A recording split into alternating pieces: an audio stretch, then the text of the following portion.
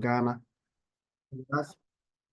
He's here with us, and I've seen most of our national executives as well here with us. And so as and when we move along, I'll try and then acknowledge their presence. I've seen Madame Sewa here, second vice president for Art Teachers Association of Ghana. She's also here with us. And there are members from the faculty, members of the academic fraternity. I think I would have to do the introduction so that the presenters will also come in line with that. First on our list, if you look at the flyer, that we shared, we have the presenters, two presenters who will be presenting today. And then we have our panelists. In fact, we have assembled a team of scholars, and the pool of panelists we have, I mean, you won't get this anywhere. The depth of information that they bring to bear today, I mean, is one of a kind. And this is a rare opportunity for all art teachers and then people with interest in this particular workshop to take the advantage. And so we have our very own Professor de Graaf-Jansen. Professor de Graaf-Jansen was the former dean for School of Creative Arts, and then he is also a lecturer at the University of Education, Winneba. Professor de Graaf is here with us. He's going to be one of our panelists for today. And I believe the depth of information Prof comes with it. I mean, it's something that is going to shape the entire conversation. And so we have here, don't forget that Professor de Graaf-Jansen is also a council member for Art Teachers Association of Ghana. He doubles as a council member for Art Teachers Association of Ghana. We have here with us Dr. Ebenezer Akwa. Dr. Ebenezer Akwa is part of the curriculum developers. He was part of the art curriculum that was recently developed that we're deliberating on today. And so Dr. Ebenezer Akwa is here with us. He's also one of the panelists who is going to join in the section. And then we have our very own Dr. Mante. Dr. Mante was here with us last week. And in fact, the information that he came forward with and the clarification that he gave to some of the questions that were asked was so key, shaping the entire discussion that we had last week. So Dr. Mante, once again, is a panelist for today. He's joining us. He's a senior lecturer from Kwame Nkrumah University of Science and Technology. He is also here with us. And we have also our chairman for the curriculum development, and he is in the person of Mr. Kwame Bonsu. Mr. Kwame Bonsu presented last week, and he dealt with most of the critical issues that teachers were asking, wondering on the new curriculum that is here to be introduced. And so Mr. Kwame Bonsu is here with us. He's also a senior lecturer from the Kwame Nkrumah University of Science and Technology. He's joining us in the section. We have other members of the faculty from University of Education, Winneba, Dr. Emisa. He is also here with us. He's also a member of the Council of Elders for Art Teachers Association of Ghana. Dr. Emisa has also joined us in the section, and then we acknowledge his presence as well. And so participants, trust me, the kind of theme and the people we have assembled today, you won't get it anywhere. The depth of information they come forth with is one of a kind. And so let's do our very best to ask all the questions that borders on our mind, and so that we get clarity to it. And so without wasting my time, I think we have just about a few minutes to start. It's already time 7:30, right on the dot. I have the privilege to introduce our presenters for today. And so our first presenter is going to deal with introduction to the art and design curricula, key features, scope, and then sequence and pedagogical approaches. He is going to deal with this aspect of the curriculum that is here to be introduced. And so without wasting my time, I have the honor and the privilege to introduce our very own national president for Art Teachers Association of Ghana. He is in the person of Professor Osueni Kwekweso. So Prof, once again, you're welcome. And then we thank you for honoring this invitation and then joining us in the section to clarify issues on this very curriculum. Prof, you have the floor now. Yeah. Thank you so much for the nice introduction. I am really excited to have you on this particular platform so that we're going to have very interesting intercourse regarding the new curriculum that we're going to roll out the coming months. But I'm really humbled to share the little that we have here. And so I'll be dealing with introduction to art and design curriculum, the key features, scope, and sequence and pedagogical approaches. And the objective for this presentation is to create awareness of the new arts and design curriculum, specifically foundation and studio, and also give an overview of the key features, the philosophies, vision and goals, scope and sequence, and the pedagogical approaches of art and design curriculum.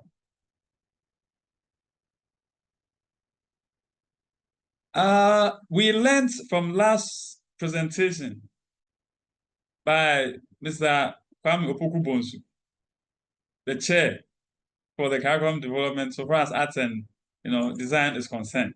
We learned that we will no longer have sculpture, ceramics, general knowledge in art, leatherwork, painting, graphic design, textiles, basketry, jewelry. There are 9 subjects that are studied in senior high school. We're no longer going to have as many as 9. But through the curriculum review process, they have been reduced to 2. So we have art and design foundation and art and design studio. So these 2, give us the curriculum, art and design studio. That's from senior high school 1 to 3, and art and design foundation from 1 to 3, senior high school. And these curricula is what we're going to deal with in a few minutes. So let's look at the key features. In terms of the key features, it is also important to look at the philosophies, the vision, and the goal that the curriculum was hinged on. So in terms of philosophy, let's look at art and design studio. What is the philosophy? The philosophy of art and design was to empower learners to recreate and express themselves in a variety of materials, ideas, and concepts. And the philosophy is premised on the basis that it is going to help all learners to discover and develop their creative capacities so that they'll use materials in different ways and get very great experience with their interaction with the materials. And it is hoped that through the hands-on activity in a learner-centered environment, all the learners are prepared to be critical thinkers who are equally digitally literate and who can collaborate with one another and communicate. That's they collaborate and communicate effectively. And people who are going to be creative innovators, who are also responsible global citizens to enter the world of work and adult life for further studies. Now, if you look at this philosophy, you observe that the 21st century skills and competencies were embedded in the framing or crafting of this philosophy. And these 21st century skills and competences are critical thinking and problem solving, creativity and innovation, collaboration and communication, local citizenship, that is local and global citizenship, then lifelong learning, then digital literacy. These are key for 21st century learners so that they'll be able to live up to the changing needs of society. With regards to the vision, the curricula, that's the Art and Design Studio, is to prepare and equip learners with 21st century skills and competencies so that they'll be able to understand and apply creative thinking and innovation processes so that they can also work independently and collaboratively to create solutions with the use of applications of art and design studio principles for the world of work and then adult life, as well as for further citizens and responsible citizenship. Now, if you look at the wording of the vision, you also come to terms with me that still the 21st century competences and skills have influenced the couching of this vision. So we have the critical thinking and problem solving embedded in this, creativity and innovation, collaboration and communication, local citizenship, lifelong learning, digital literacy. Now let's look at the goal. It's one of the goals is to help learners acquire creative and innovative critical thinking and problem solving, as well as collaborative and communicative competencies.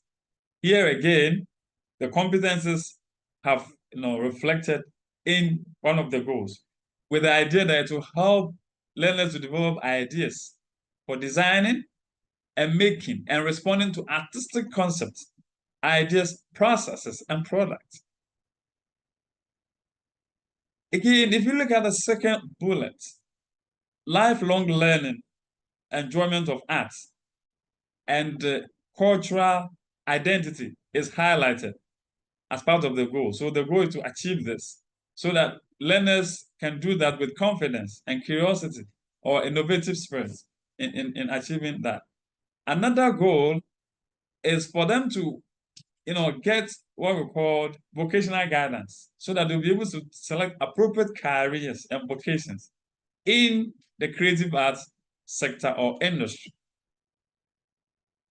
In addition, the goal is such that it embraces all the domains of knowledge and life, be it intellectual, social, psychological, spiritual, artistic, aesthetic, and physical.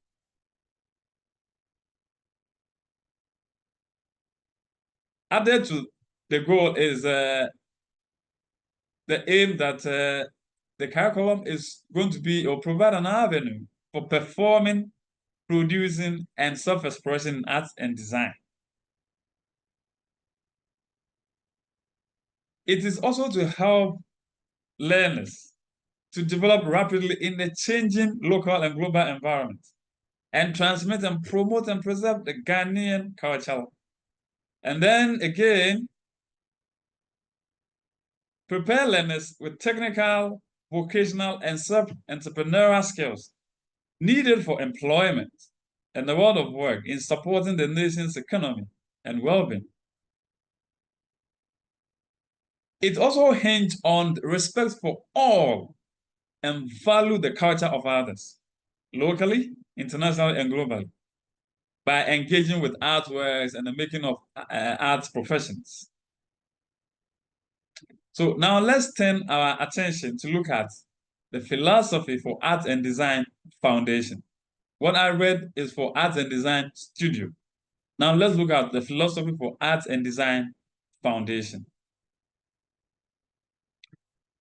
Learners of art and design foundation will be empowered through visual literacy, critical design thinking, communication and collaboration, and digital literacy to create design solutions in a learner-centered environment, leading to creative and local and global citizenship. Here again, we see the reflection of the 21st century skills embedded in the philosophy of art and design foundation, but it is leaning towards the artistic aspects of learning. With a vision, it is hoped that learners are equipped with critical design thinking skills, innovative ideas, thoughts, and competencies to create 21st century products and solutions through the application of art and design foundation concepts and practices for lifelong learning and the world of work as responsible citizens. You will agree with me that we still have a reflection of the 21st century skills, that critical thinking and problem solving, creativity and innovation, collaboration and communication, growth citizenship, lifelong learning, data literacy. Now, this tells us that if you look at the entire curriculum, or based on the content you're going to teach, they have been modeled to reflect these competencies. So if we are able to teach and learners are able to exhibit these competencies in high order, then it means we are well on our way in achieving, the philosophy and vision of art and design in that regard. Let's look at the goal of Art and Design Foundation. It hopes to promote teaching and learning through art and design philosophies and theory, and then equip learners with skills in applying the elements of arts and principles of design in their work, so that they'll be able to know the histories behind them and what happens in the contemporary practices. Again, it creates environments that recognizes and reward a number of different forms of intelligence, including emotional intelligence, and develop personal qualities of expression and empathy. And one of the goals is also to develop a transversal 21st century skills such as creativity, collaboration, ability to question the status quo, risk management or risk assessments, problem identification, problem solving, and management needed for national development. And this will hope to promote divergent thinking and develop learners' ability to interpret, make judgments, and express opinions on a work, and promote respect for the work and opinions of others. Safe experimentation is also key. So it allows learners to collaborate on ideas and work, enhances learners' ability to interpret, critique, and decode visual messages. And with that, they will have the capacity to engage in the critical thinking in arts and design studios, among others. So here too, we see the competences, the 21st century competences, embedded in setting the goal for Arts and Design Foundation. It goes on and on and on. And it's also equipped learners with the best know-how on uses of traditional and contemporary technologies for both creative and operational purposes, as well as key to future learning in higher education and the world of work. We see, again, the reflection of the competences. So in writing or in coming out with the goals, the vision, and the philosophies in both Arts and Design Foundation and Studio, we see a reflection of the 21st century skills and competences. And the other key features of the curriculum is learning outcomes, learning indicators, content standards, pedagogical examples, assessment, teaching and learning resources. We're going to take them one after the other. In terms of learning outcomes, it defines the knowledge, skills, and abilities that learners should possess and be able to demonstrate after completing a learning experience. And as such, it should be smart, it should be measurable, it should be specific, achievable, it should be realistic, and must have time bound. And they should have a relationship, or they should be aligned to the content standards of the curriculum, and help the teacher to determine what I called what, how. What, how. That is to say that it helps the teacher to determine what to teach, how to teach it, and how to assess it. Because it's not just enough to teach it. You must know how you're going to teach it and how you are going to assess that learning has taken place. Learning outcomes also help communicate expectation to learners. Because when they read it, they know that, okay, this is what is expected from us. These are the behaviors we are supposed to exhibit after learning this. And it helps them to better master the subject matter. Let's look at learning indicators. Now, learning indicators measures. No, they are measures that allow teachers to observe critically the progress in the development of capacities and skills. In other words, if you are teaching, what measures are you going to look at to observe that these things you have taught have materialized? And how will students demonstrate that? So the learning indicators, it means that when a particular learner has, or you have taught a particular learner, it should be able to exhibit certain behaviors. And that's what we said, the indicators. What are the key indicators you're going to look at in order to say that learning has taken place or the learners has grabbed a particular concept that is taught to them? Learning indicators also provide a simple and reliable means to evaluate the quality and efficiency of teaching practices, the content delivery, and attainment of learners' outcome. We now move to content standards. But it is a statement that defines the knowledge, skills, and understanding that learners are expected to learn in a particular subject area or grade. And it provides a clear target for learners and teachers to help focus resources on learner achievement. In other words, it has that specificity, and you should be able to measure it so that it gives you the clear target. Because if you look at the learning outcomes, it's broader, but the content standard limits it so that you know that specifically this or that. Let's focus on pedagogical examples. Now, in teaching, there are ways in which we carry the teaching through or in which teaching takes place. In other words, when we talk of pedagogical examples, we may say, well, teaching strategies or the pedagogies that we use or teaching styles. I mean, what we use, to carry the methods, the teaching methods and strategies or teaching approaches we use so that the concept we want to teach to the students is laid and for them to get a better understanding. So teaching examples are used to convey values and standards to learners. And pedagogical examples are usually demonstrated through teacher behavior. Because if you want a particular student to exhibit a particular learning behavior, you must know that there are different learners in the class. And if there are different learners in the class, you need to vary your teaching pedagogies so that it will cater for all.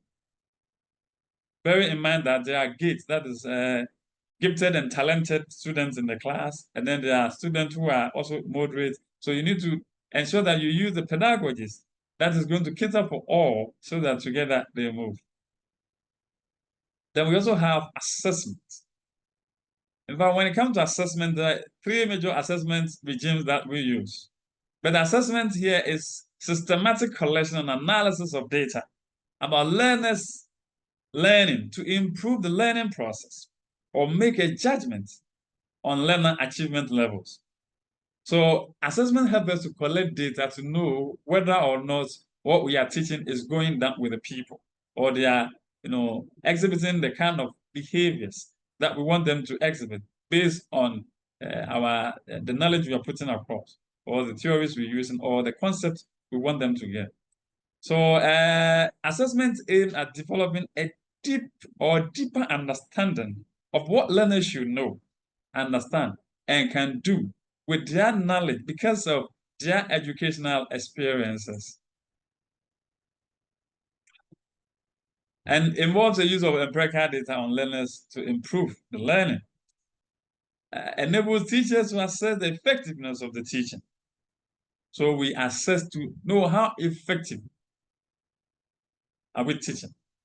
So if you assess the learners and based on their performance, you are able to tell whether they are getting it, whether you are making progress or whether the students are making progress, and how do you assess those who are not making impactful progress. And so just as I said, we have assessment as learning, assessment of learning, and assessment for learning.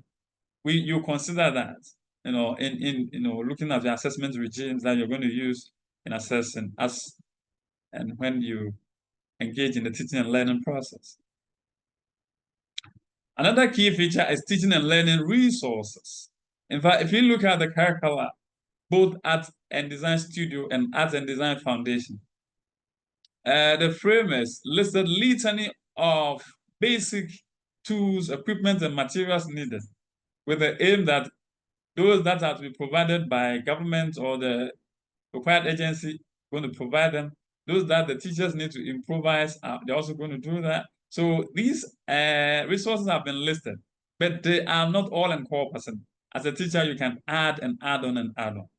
So the teaching and learning resources, they are essential tools for teachers to provide higher quality education to their learners. And examples are teaching and learning resources are, textbooks, audiovisual materials, which may be online or offline, and then other educational softwares. Now that we have AI and many others. Let's now look at the scope and sequence. The scope and sequence. If you look at the Art and Design Studio, in fact, the whole curricula has three strands. Now, if you look at the first strand is Art and Design Theories and Application. And that one has three substrands. The first strand has three substrands. The first substrand is meaning, scope, and role of Art and Design Studio. The second substrand is material classification and methods. Then the third substrand is professional practice and ethics. If we go down to look at the second strand, that's creative methodologies. And that one has two substrands. That's thinking studio, fabrication, and construction. Then the third strand is creative project. There too, we have two substrands. That's artifact production and portfolio building. Now, if we look at on our right, we see year 1, year 2, year 3. Then we have CS. CS here means content standard. Then we have LO. LO is learning outcome. And then the LR is learning indicator. So if you pick year 1, substrand 1, it has 1 content standard, 1 learning outcome, and 2 learning indicators. That is for that substrand. If you go to the second substrand, that's material classification and method. It has 1 content standard, 3 learning outcomes, and 2 learning indicators. So if you pick the curriculum, it spells out those major features, the content standard, and then in addition, it gives you the pedagogies that are needed. So if you pick one, if you look at the strands 1, 2, 3, it runs from first year to the third year. Yes, the framers did this to avoid repetition. Repetition of content. Last week, from the presentation of the chairman, Zain Kamibones, we learned that there were lots of repetition in terms of material, in terms of technique, that are running through the 9 subjects that we teach. And so to minimize this repetition, they were brought together looking at the processes, the materials, and the methods of making, of art making. So they were reduced to this. So if a student is in level, first year, is going to do something on art and design, theories and application in first year, in second year, and then in the third year. The same way on creative methodologies, is going to read that in the first year, second year, and the third year. So it means that as the child progresses to the next level, he learns different aspects of the strand. Great. Now let's look at the summary of the Arts and Design Foundation in terms of the scope and sequence. With the Arts and Design Foundation, it also has 3 strands. The first strand is the creative journey.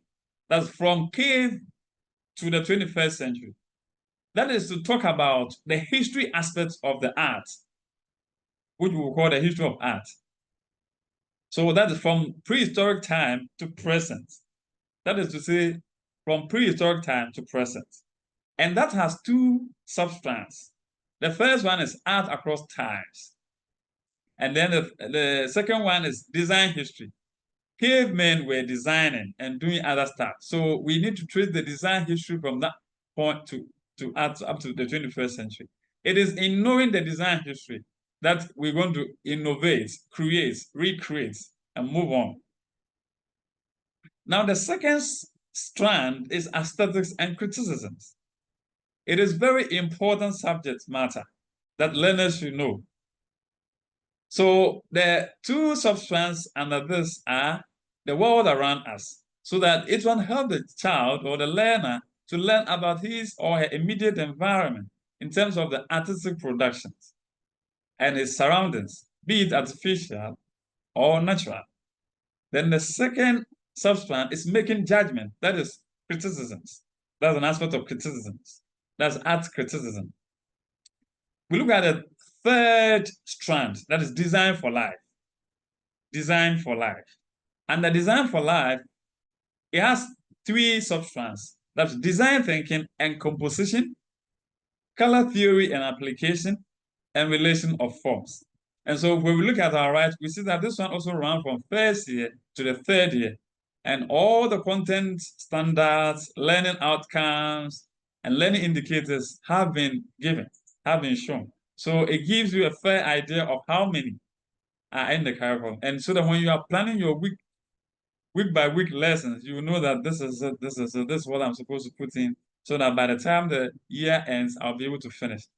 So there's no overload, because you're going to take your time to distribute them fairly to get what you want achieved by the end of the semester or the academic year. Now, the Arts and Design Studio, we're just going to look at one of the examples as the curriculum presents. So if you pick the strand, Art and Design Theories and Application, the sub-strand is meaning, scope, and role of Art and Design Studio. And then we have learning outcome. The learning outcome is analyze the scope and role of Art and Design Studio in Ghanaian society. Then the content standard here is to demonstrate understanding of the scope and role of Art and Design Studio in the Ghanaian society. So the learning indicator, which is the pointer for us to know that a particular learning has taken place, is that if you say, okay, this is the content standard that they should demonstrate understanding of the scope, how do you know they are demonstrating that?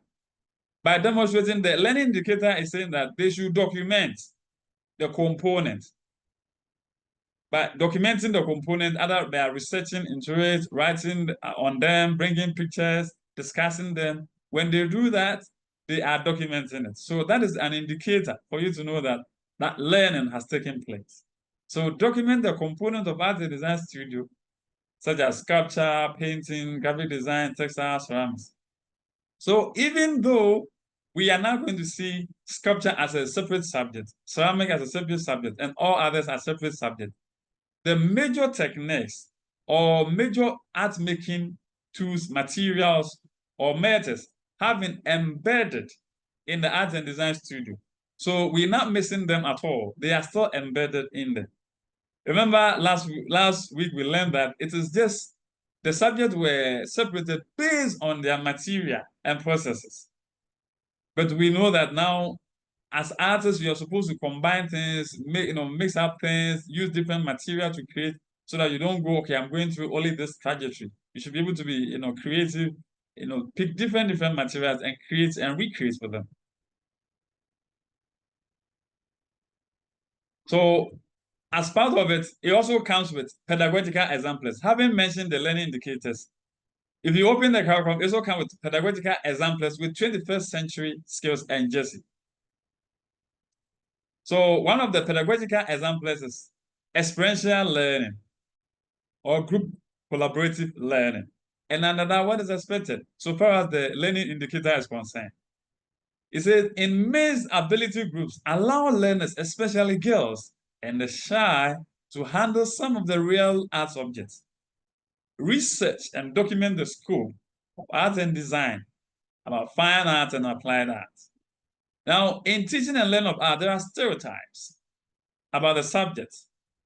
About, okay, females shouldn't do this, they shouldn't do that, they don't do art, they don't do this aspect of art. And so when you allow them to interact with the art objects by experiencing it, if you allow them to research into it, go to their communities, document those arts in their communities. Okay, so document the arts in their communities and then talk about them as they are used in their communities. By so doing, you know that they are experiencing the everyday thing of the art because they live with the art. Then the use of lesson, no, to use the lesson to address misconceptions and stereotypes about the component of art and design. So you are using, so it is teaching you how or give you an idea of using experiential learning to, carry that particular subject matter or knowledge to the learners so that they will engage in it. So in this case, what it means is that it is the learners who will be doing the activity. You give them this task, and then they will be doing it, presenting it. Rather than the traditional method that the teacher will stand in front of the board and be telling them, we are going to learn about this, they are going to bring the thing, come and present, and then you guide them through questions and their interaction with the object. You ask them, thought-provoking questions, and you guide them to be doing the thing. So in actual fact, the children are going to do the teaching and learning in the class. So you are a facilitator in the class. Then another teaching pedagogy or pedagogical example is talk for learning. And under talk for learning, it says through question and answer session, discuss the various scope in art and design studio practice in convenient group for class presentation. So here too, you put the class in groups and they are going to do the individual presentation based on the art that are in their communities and how they relate to them. So you have to put learners and ability. This is just to guide you that as a teacher, whilst you are doing that, you need to put learners, knowing their competences and capabilities, you put them in groups. And then you teach with the aid or with a hindsight of making sure that there's differentiation in your teaching. Encourage all learners to work according to their abilities. That is gifted and talented students and other students with special needs. You have to look at all of them so that you factor your pedagogical examples so that they all benefit from the lesson. We also have program-based learning as part of the pedagogical example. So all these have been given in the curriculum under the scope of art and design, under that learning indicator. So it gives you multifarious way of handling the subject matter so that you are going to use differentiation and ensure that it is achieved and learners get engaged in the learning. Remember that you may use one method, but it's not going to cater for every learner because learners have different ways of learning. And then another key feature is the assessment. Now, in the assessment, levels have been given. We have recall, that's level 1. Level 2, that's skills of conceptual understanding. 3, strategic reasoning. And 4, extended critical thinking and reasoning. So you have to vary your assessments. Look at it. They have been given this assignment. So you give assessment that is recall and in that order. Let's also look at the teaching and learning resources. And just as we all know, they are the essential tools for teachers to provide high quality education for learners. And they include the textbooks, audiovisual materials, online materials, and other stuff. So at this juncture, I'm thanking you so much for your audience. The next presenter is going to take one of the pedagogical examples and give us more insight into it. Thank you so much. All right, thank you so much, Professor Osueni Kweku Esel, for such an insightful presentation. In fact, this is intriguing and interesting.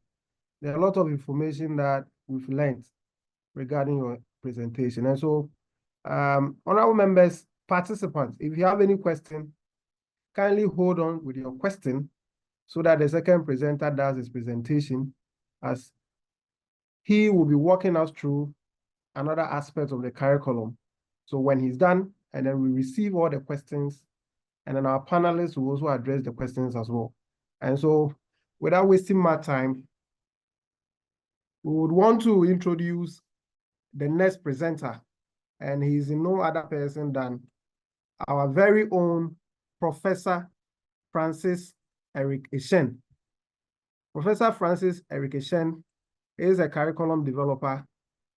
He is a lecturer at the Kwame Nkrumah University of Science and Technology.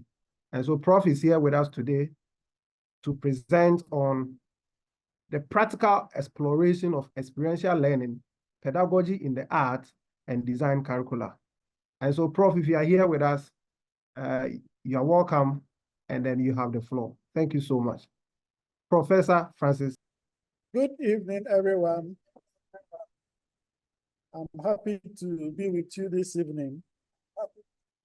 And I want to believe that at the end of the presentation, we would have experienced some of the things that we know and often forget to apply them in our day-to-day activities in the classroom. Now, the earlier presenter has alluded to many things that I will touch on. So what I would do is to make Prof. reference to them and Hello, Prof. move on. Hello. Hello. Kindly mute. Can you hear me? Yes, we can hear you, but kindly mute the Hello? echo behind. So if there's another set behind, kindly mute it. But we can hear feedback from behind. So kindly mute that one. So you talk now. All right, thank you very much. So sorry, and I want to believe that we all have to come to terms with the challenges with the new technology and how we adapt to their usage in our everyday activities. Now, experiential learning is a key concept as propounded by David Cole, which emphasizes the learning through experience and reflection. And this concept is key and fundamental to the art and design curriculum. Experiential learning allows learners to engage deeply with the creative process, applying theoretical knowledge in practical and real-life contexts. This approach nurtures the critical thinking, creativity, collaboration, problem-solving skills essential for the future designers and artists. And these qualities are fundamental as enshrined in the new secondary education policy, which will be adopted very soon. Now, the experiential learning issue is not new to all of you, I suppose. But what I'm doing this evening is rehashing the key issues and how we can apply them in the new art and design curriculum. So just take it easy and take note of everything that you want me to respond to during the question time. And that is where I will be grateful to share rich experiences, how you can manage day-to-day challenges that may arise in your classrooms or your studios. Now, the key concept of experiential learning have been defined under these three areas: active learning cycle, student-centered learning, and contextual learning. What is important with the new art and design curriculum is the active learning component, where learners are given the opportunity to have a say in what goes on in their classrooms or studios. Learners who are encouraged to ask questions, learners who are emboldened to do research, learners that have been encouraged to think outside the box, be innovative in exploring how to solve problems that they find in their communities. And the teacher has the role to move from his comfort zone, where he is a teacher, to a facilitator. A facilitator provides an enabling environment that helps the learner to achieve his marks. A teacher who is so authoritative in the class prevents the active learning cycle from taking place in the classroom or in the studio. What this new curriculum is asking is for the teacher not to be passive in delivering content, but be active facilitator, encouraging the learner to be an active learner in the classroom space or the studio space.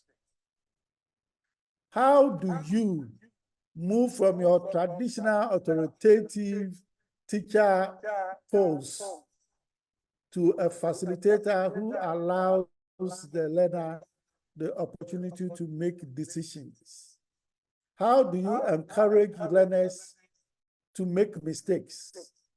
How do you soften your stance of being a hard critic by encouraging learners to try it once again? That is the challenge that the art and design teacher will find in the new curriculum.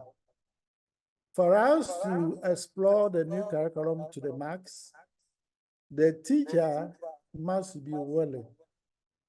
The teacher must be supported to understand that the learner must be given the space to explore his potential. Not only his potential, but learn to use materials, tools, knowledge acquired, friends around, and the problem itself to find solution. The teacher moves away from prescribing solutions, but allows the learner to take initiative, to think, to make mistakes. Now, where a teacher is always looking for the learner to get it right, will not give the learner the opportunity to be active learner within the experiential learning space. So the teacher braces himself for the challenge of sharing authority in the classroom. The teacher must give the student a voice. That is key. The challenge I have with my students, whether in the third year or in the final year, is they are unable to talk. They see themselves as passive learners. You ask a question, it takes, God knows, the time that they will want to respond to. So if you don't want to be bored, you go ahead with your presentation. Now, because the school system that we have cultivated just makes the learner passive and useless. Now, we encourage in the new curriculum that the learner, hello, can you hear me? Hello, Prof. We can. Yes, I think it's okay now. Prof, you can. Right, so can I have the next slide? Now, when we talk about active learning, how do we activate serious active learning in our classroom space or the studio space? And these are the ways that we can create active learning space. Some of them you are already doing, but what we're asking for in this new curriculum a small effort will have to be put into making sure that the learner enjoys the classroom space. And whatever the learner is doing, the learner is happy doing. Knowing very well that now we have fought for art and design to be a more generic course, that is a core course, that we expect students who are doing science and non-science students to be active in. So the teacher, the art teacher or the design teacher should go the length and breadth of making sure his classroom is quite interesting. We use the word psychosocial environment, that the teacher creates a psychosocial environment that empowers the learner to be effective. So one of the things that the teacher does in active learning cycle is to create concrete experiences.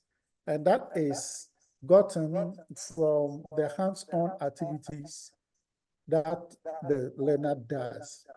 Now, the challenge that we have with the new curriculum is that learners are not supposed to work on hypothetical problems, but rather real-life problems.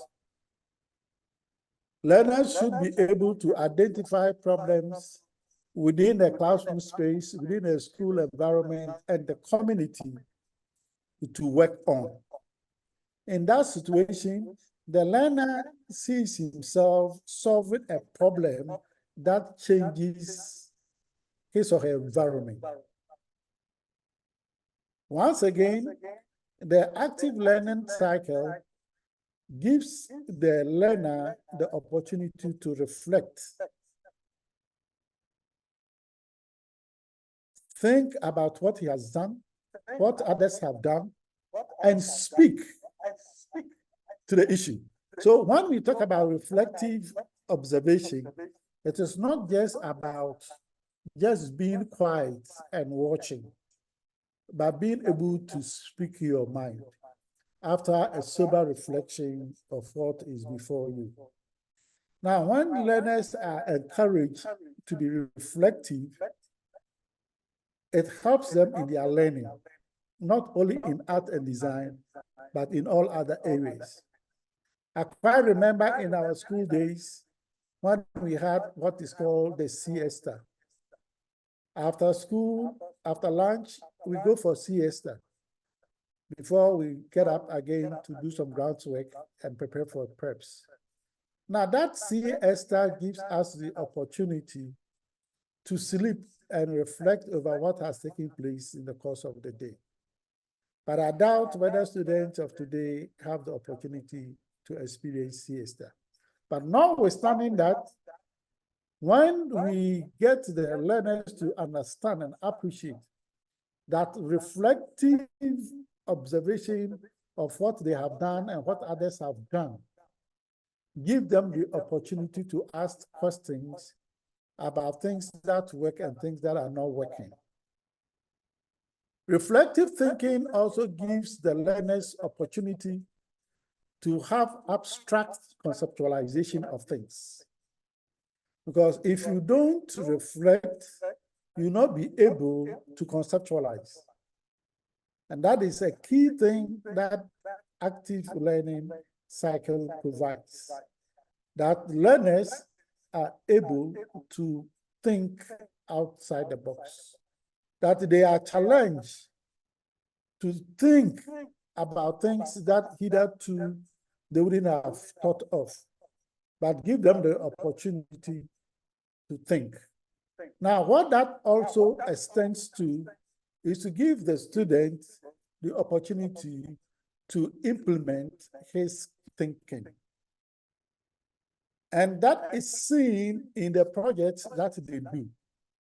And that gives life to their experimentation, because their experimentations are not just coming out from nowhere, but coming out of sober reflection, abstraction of their thinking, and realizing their thoughts. So active learning gives us the space that we encourage learners to be collaborative, critical thinkers, good communicators. Because if you do not reflect, you will not be able to communicate. If you do not think deeply, you can't be a critical thinker. And if you do not have the opportunity to practicalize what you have thought of, then what are you doing? Next slide.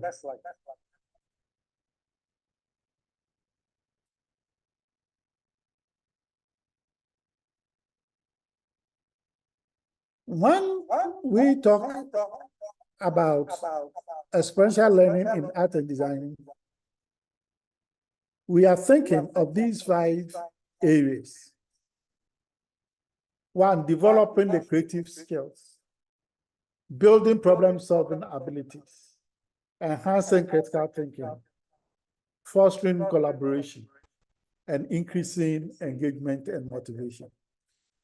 Now, you realize that when we give students projects, when we give, the impression is that, let me impress the teacher.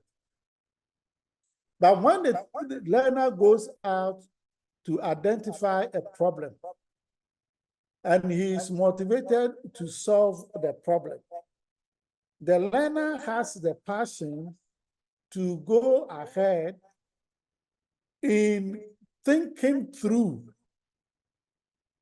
and he is proud, or she is proud of the outcome, because he would have gone through the process of identifying, exploring, thinking, tapping into what other people have or know to solve the problem. At the end of the day, you realize that the cycle of developing creative skills, building problem-solving abilities, critical thinking, fostering collaboration, and increasing motivation and engagement is achieved. And that comes when the learner is playing a key role in his learning environment. And that is exactly what we want the new curriculum to do for the student. Now, the learner is creating a world where he is part of the problem and he is part of the solution. When we have learners coming from science background, when you have learners coming from, name it, they call it non-science, the student may be doing all sorts of combinations, doing arts and now this learner is given the empowerment to understand that as part of a problem, he is part of the solution. And he is given the space to know how to go through the process of identifying the problem, asking questions about the problems, empathize with the users, enhancing their ability to ask other critical questions that will lead to problem solving. The learner will be happy. The learner will be working with other group members. They will be asking questions. They will be engaging in the banter of giving and taking, suppressing their egos, learning to share thoughts, accepting others, people's responsibility, in engaging a fruitful activity that culminates in solving problems. Now, when that space is provided and created for the learner has increased engagement and motivation. And that is exactly when we were conceptualizing about the art and design curriculum we were thinking of. that the teacher will no longer be a teacher, but the teacher becomes a facilitator. The teacher will be encouraging the learner to come to the school with previous knowledge. When teachers suppose that they are authorities in their areas, spaces, the learners become passive and waiting for the teacher to give. But when teachers become facilitated and applying the constructivist learning theory, which says that the learner comes to any new environment with some previous knowledge. So the facilitator taps into the learner's previous knowledge to build on. And that is the key that we are going to use to unlock the challenges that we have in the new curriculum. The teacher changing roles to become a facilitator. A facilitator who motivates learners to be problem solvers. Next slide.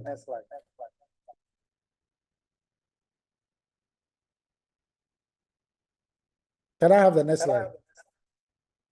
So we have the practical applications of experiential learning in the studio-based learning, project-based learning, internship, field trips, community projects, competitions and exhibitions, simulations, and role-playing. Now, all these 7 areas have been captured in the curriculum. Don't be surprised that in the new curriculum, we encourage learners to have internship. It is a must that we encourage learners that during vacation, instead of them idling about, they must find space to learn from other masters. That is one interesting thing this new curriculum is going to bring.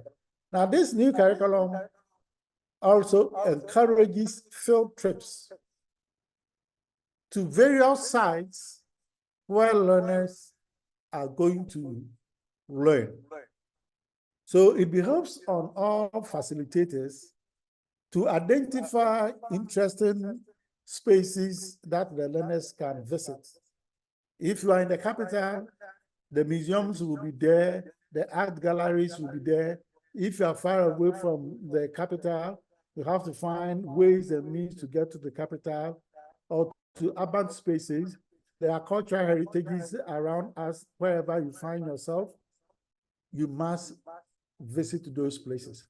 It is not only KNUST or Winneba or TTU, Technical University, that we have to send our students to. Our students are supposed to visit other cultural sites that will help them learn about their communities. We also emphasize on community projects. Learners should be encouraged to work on community projects. So, for example, the King's Palace or the Chief's Palace, the walls must be beautified. The visual art students can do murals on those spaces. That's community projects. The town halls, putting decorative pieces at the community centers. Now, it emboldens the student. It gives the student some confidence that my artwork is in these public spaces. It's captured in the curriculum. Exhibitions are key in the new curriculum. And it is part of what we have proposed. And let me just also give a ring off. We are even asking WAEC not to ask teachers to send the works to the WAEC regional officers. But these works must be exhibited in the school throughout the vacation. The community should be involved in these exhibition spaces so that the community will appreciate what the art students are doing, and many more. So I have scenarios under these areas, 7 areas, that teachers can practicalize their experiential learning. So we may take a few to see. So for example, the studio-based learning, can we have the next slide?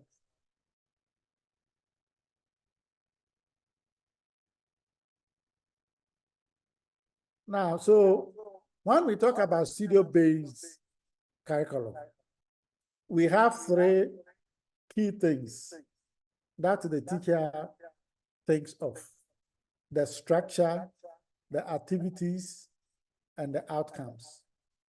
Now, these 3 areas are the 3 key learning spaces that the learner will be learning.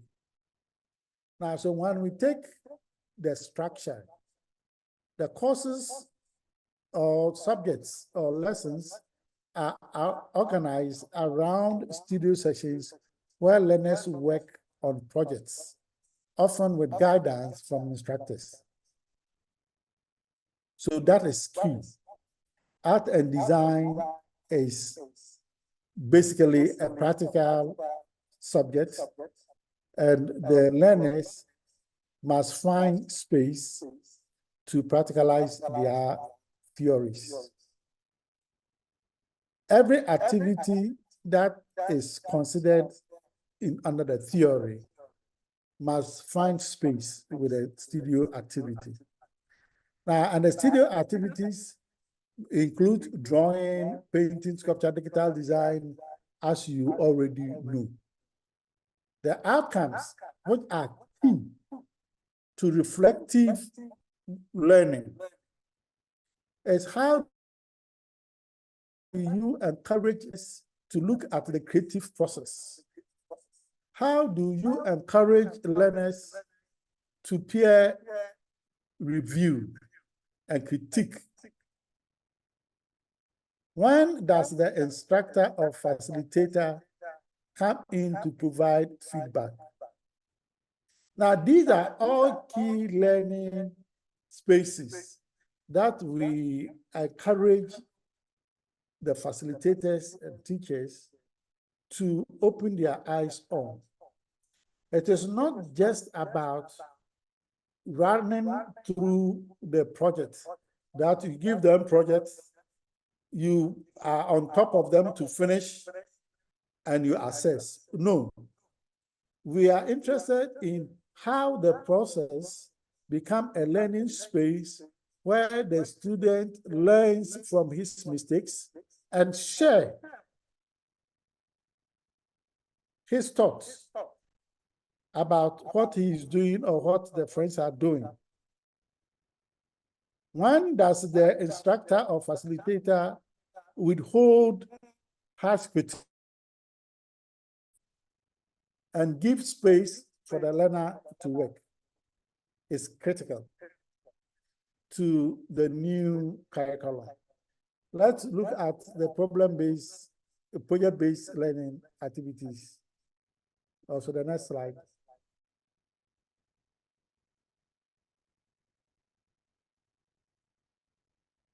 We are encouraging, no, the project, the previous slide. The previous slide. Yes. Yes. Oh. Let's go to the previous. Now, project based.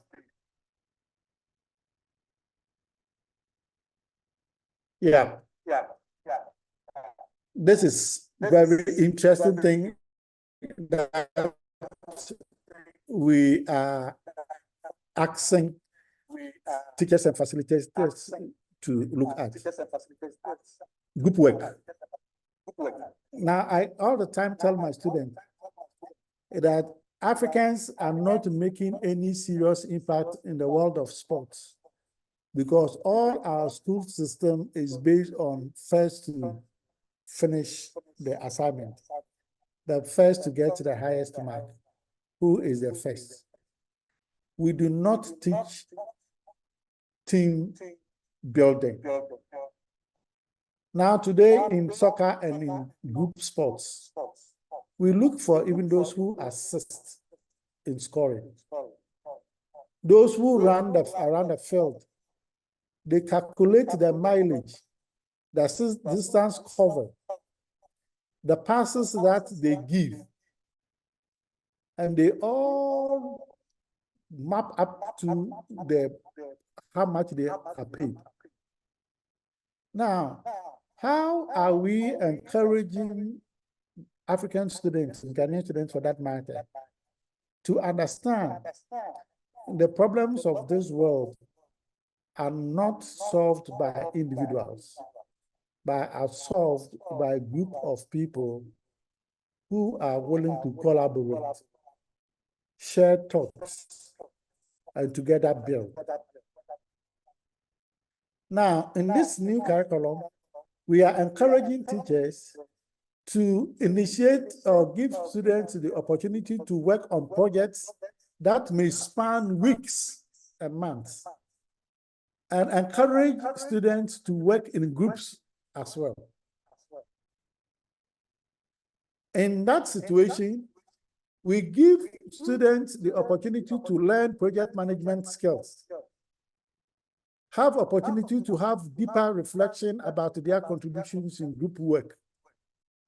Don't forget that all these things have been looked at in defining how art and design has to be assessed.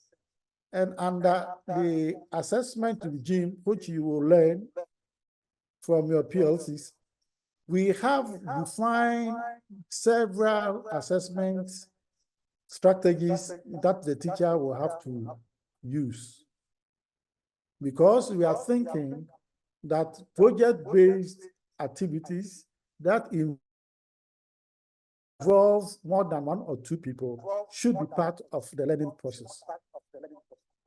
So learners are supposed to be given the opportunity to practicalize team building experience from senior high school. All effort is not supposed to be that exams. But how do we encourage learners to suppress their ego and build on their weaknesses and their strengths, for together they achieve great success? How do we do that? The art and design curriculum is the panacea. Next slide.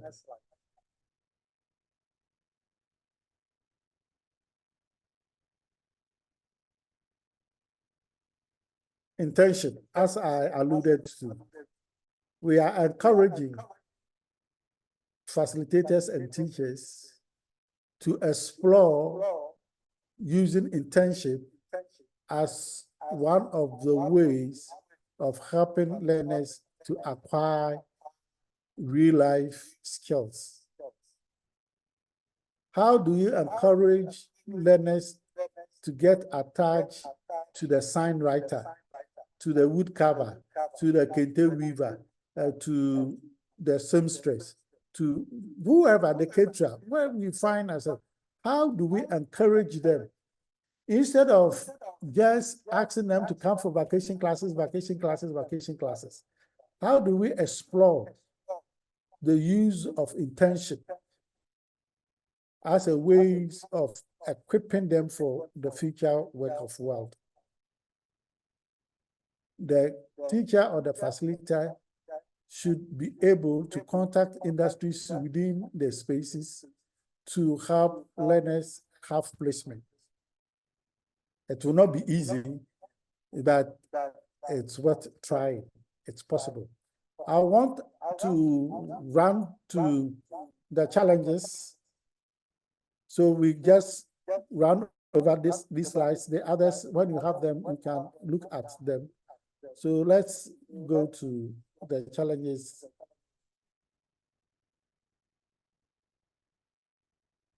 The slides. Let's move on the slides.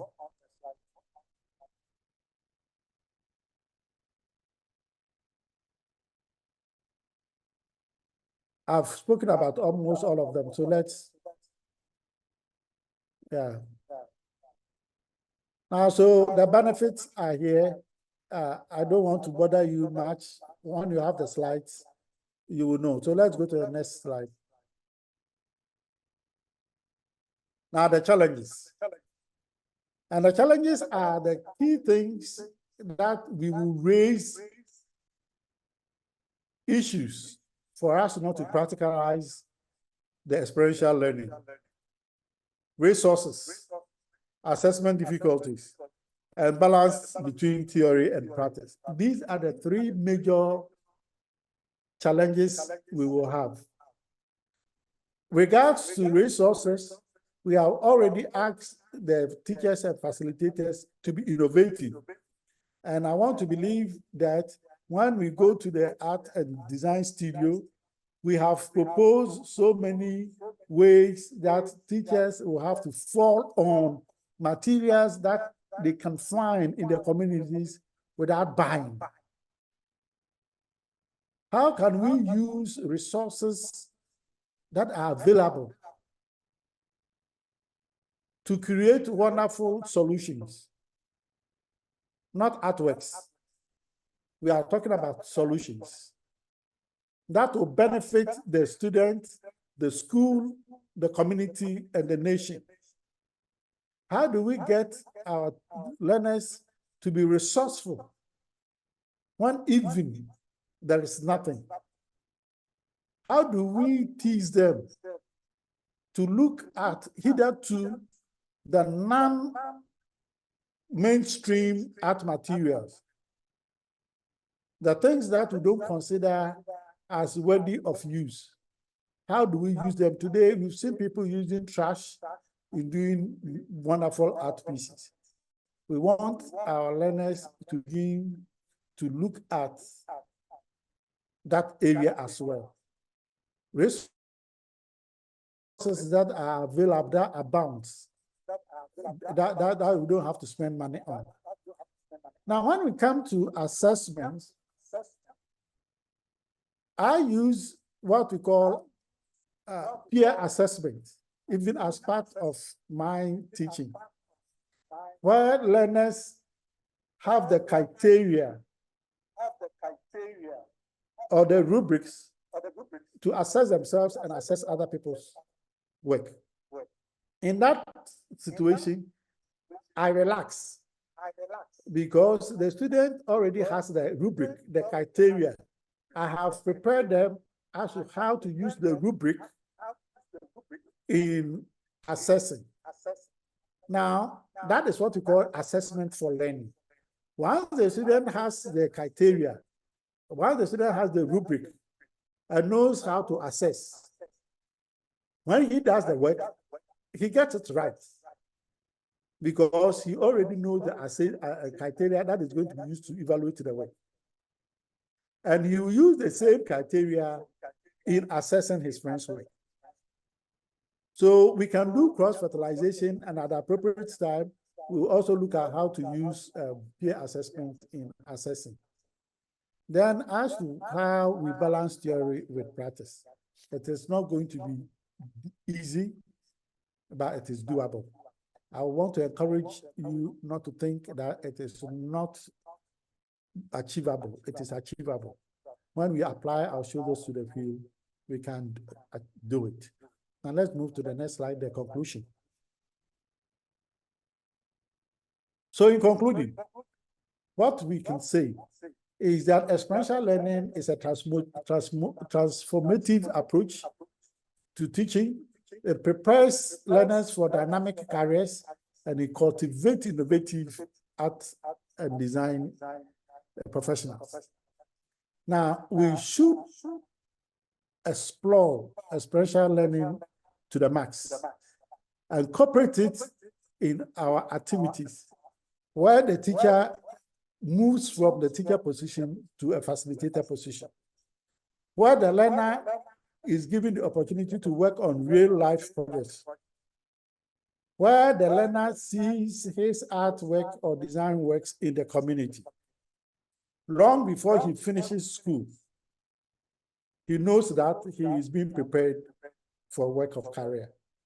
Now, the learner has confidence because his work is accepted by the community. Now, the learner learns to work with other people. He becomes adaptive, confident, and sure of solving problems in the society. I know I've bored you, but that is how my teaching is.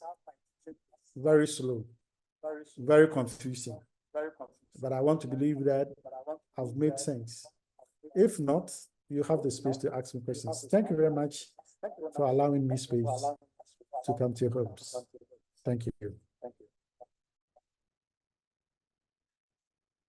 Thank you so much, Professor Francis Erikeshen. Prof, we are not bothered at all, and we cooperated fully with you on the basis that now the teacher now moves to a facilitator position, and then the learner's work is accepted by society, and then that confidence level is boosted. And so, Prof, we appreciate the insight that you walked us through. And participants, now we move into the question and then the answer zone. Let me remind you that we have panelists here. We have Professor de Gracians as one of our panelists. We have Dr. Mante, a senior lecturer at the University of Science and Technology. He is also here with us. And then we have Mr. Kwame Bonsu.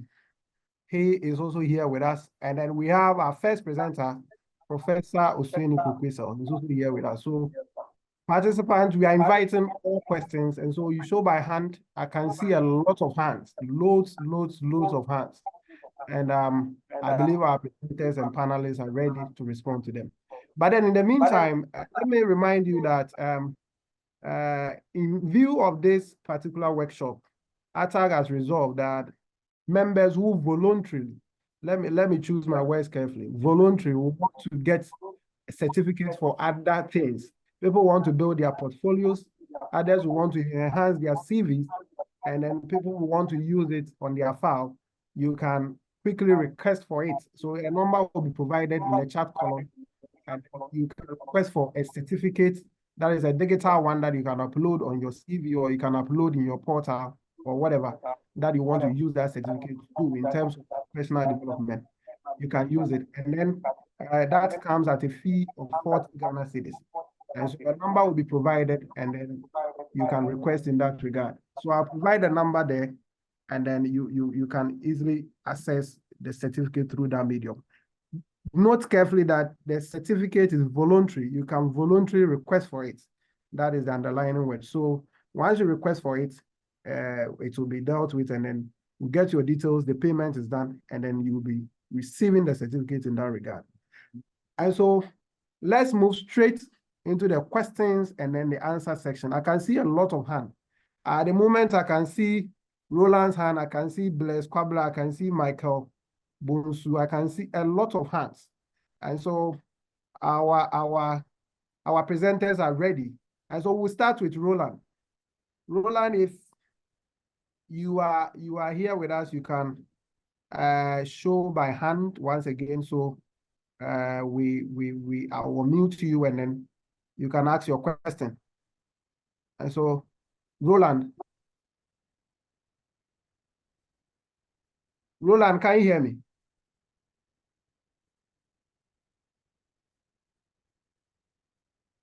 Roland, kindly unmute yourself and then make your point. Okay, thank you very much. I love the program. I mean, this new curriculum. My question is resources and logistics for this to be implemented. How would it be done? We talk about the first presenter, talk about 21st century skills using tools and equipment. In our schools, we don't have those things for students, and we need them to implement all of these projects. Please, how do we get them? All right, thank you so much. And so We'll take the second question, and then we'll get to the response zone. So let's take the second question. If there's more room for another question, we'll take it, and then we just roll it out to the respondents, and then they'll deal with it. So possibly we can do 4 questions, and then we attend to our presenters, and then the panelists here, so they can also respond to that. So I can see Blaise Kwabla. If you are hearing me, kindly unmute yourself, and then you ask your question. Blaise Kwabla. Blaise, if you are here with us, if you can hear my voice, kindly unmute yourself and then ask your question. Hello. Yes, we can hear you, sir. Can you hear?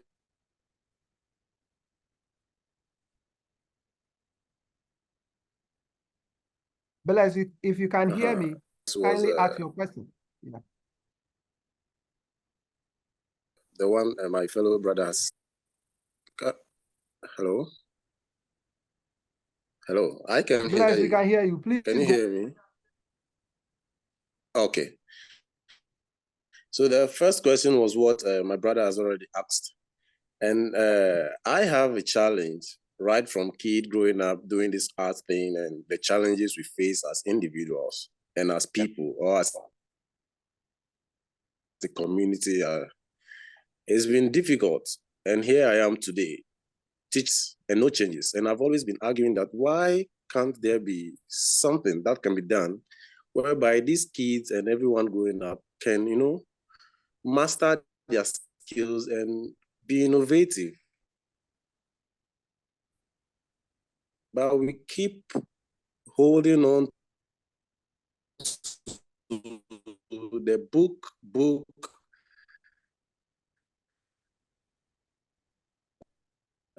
write this, graded with marks, if you don't pass.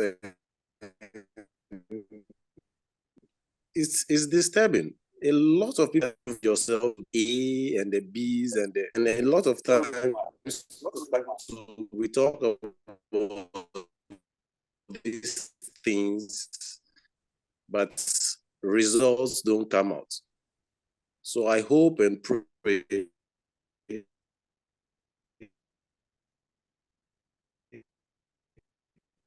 Okay, so I think Blaise is having a bit of network challenges or something like that. We can hardly hear him. But his point is loud and clear. He's obviously looking at ways that the whole system can be practicalized in everybody's life and the generation.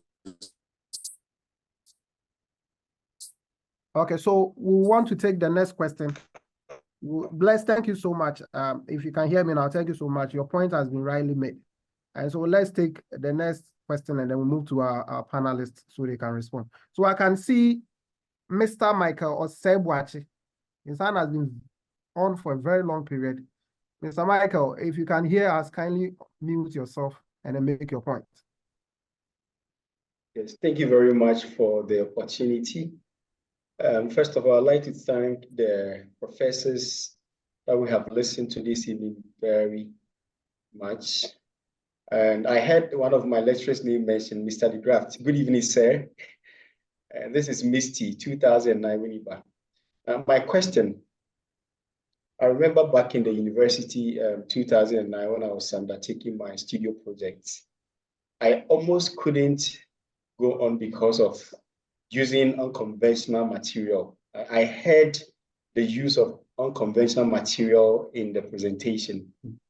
That is where I'm coming from. I remember I did a collage on a canvas and I used asbestos from refrigerator. I actually carved and painted. And I was trying to explore what you call mixed media collage by using other unconventional materials that could be later accepted. I almost couldn't do it. And these are some of the setbacks that we have. Like my colleague was saying, Blessing, I think this curriculum is going to give us the opportunity to make mistakes and correct our mistake and for our mistakes to be accepted. That is the only way we can say that there is a change. Otherwise, if we have to go back to the things we know, then we can never have any change. So I'm very happy, and I want, I would like our knowledgeable lecturers and our leaders to help us so that we're able to let the school authorities, I mean the basic schools, the senior high school authorities, understand that the artist is different from any other person in the school setup. The name calling of the visual arts students is another thing that sometimes disturb our students from creating. So these are some of the factors that I have identified, and if we're able to work on them, I think we will be able to make some strides. Thank you. All right, thank you so much, Mr. Michael Osebuachi.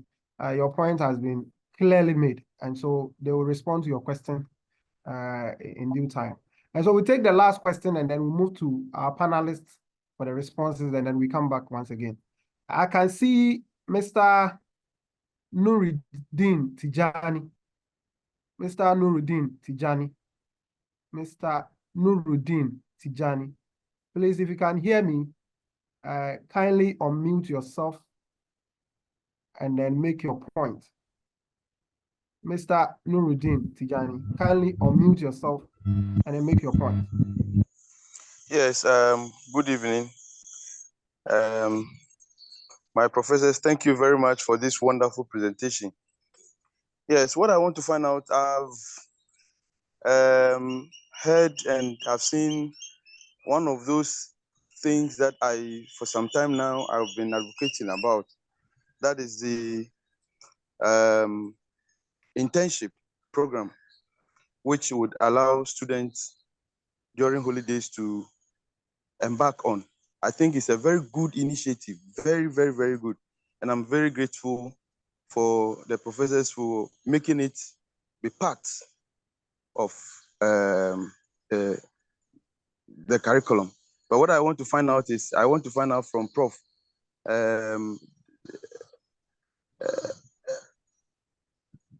Is there any problem that he foresee to be as a result of students embarking on the internship, so that probably the teacher who would assist will be aware of such? I don't know if he has, in the course of trying to make sure it's part of it, has he come across any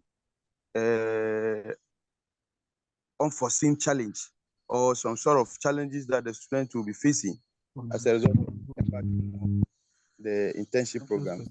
That's my question. Thank you very much. All right, thank you so much. And so we have our panelists here, and then we have our two presenters. And so we start from the very first question that has to do with resources and then logistics, with specific reference to the first presentation that was made. And so Professor Oswini, if you are with us, kindly unmute yourself and respond to us. Yeah, thank you. I'm enjoying your insightful questions. It tells us that we are ready to go. We are good to go. Make this new curriculum work. The first question I was asking how the teaching and learning resources are going to be procured or gotten, or how we're going to do it. Well, if you look at it, for the first time, NACA came out with the curriculum. They have made efforts to ensure that the curriculum goes down well with the teachers before they begin the implementation. So they have developed teacher manuals and other manuals. As I speak, there's a team at Ejiso in Kumasi who are writing, learning materials for the first years who are going to come.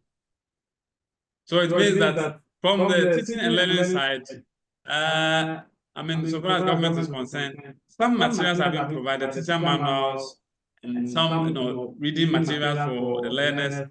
And then teachers are also being taken through PLC sessions and others to acquaint themselves with the curriculum. Again, apart from the teacher manuals, there's also what we call microsites. Microsites is a zero, rated. It means that you don't need data before you can have access. You can go there to download other materials and read. The materials are put there for teachers to have access to. Apart from that, as an artist, you need to be resourceful. Look at the materials in your environment. Misty rightly said that we need to explore non-conventional materials. Question the status quo. These materials and that, why is it not used? So that the question itself that you set, or the assessment regime that you use, open itself to different use of material. You don't gag the student as to use of specific material, so that they'll be able to explore and come out. It is in exploration, the ability to make mistakes and correct them. That is where the learning takes place. That's why we get the aha effect. Thank you. All right, thank you so much, Prof.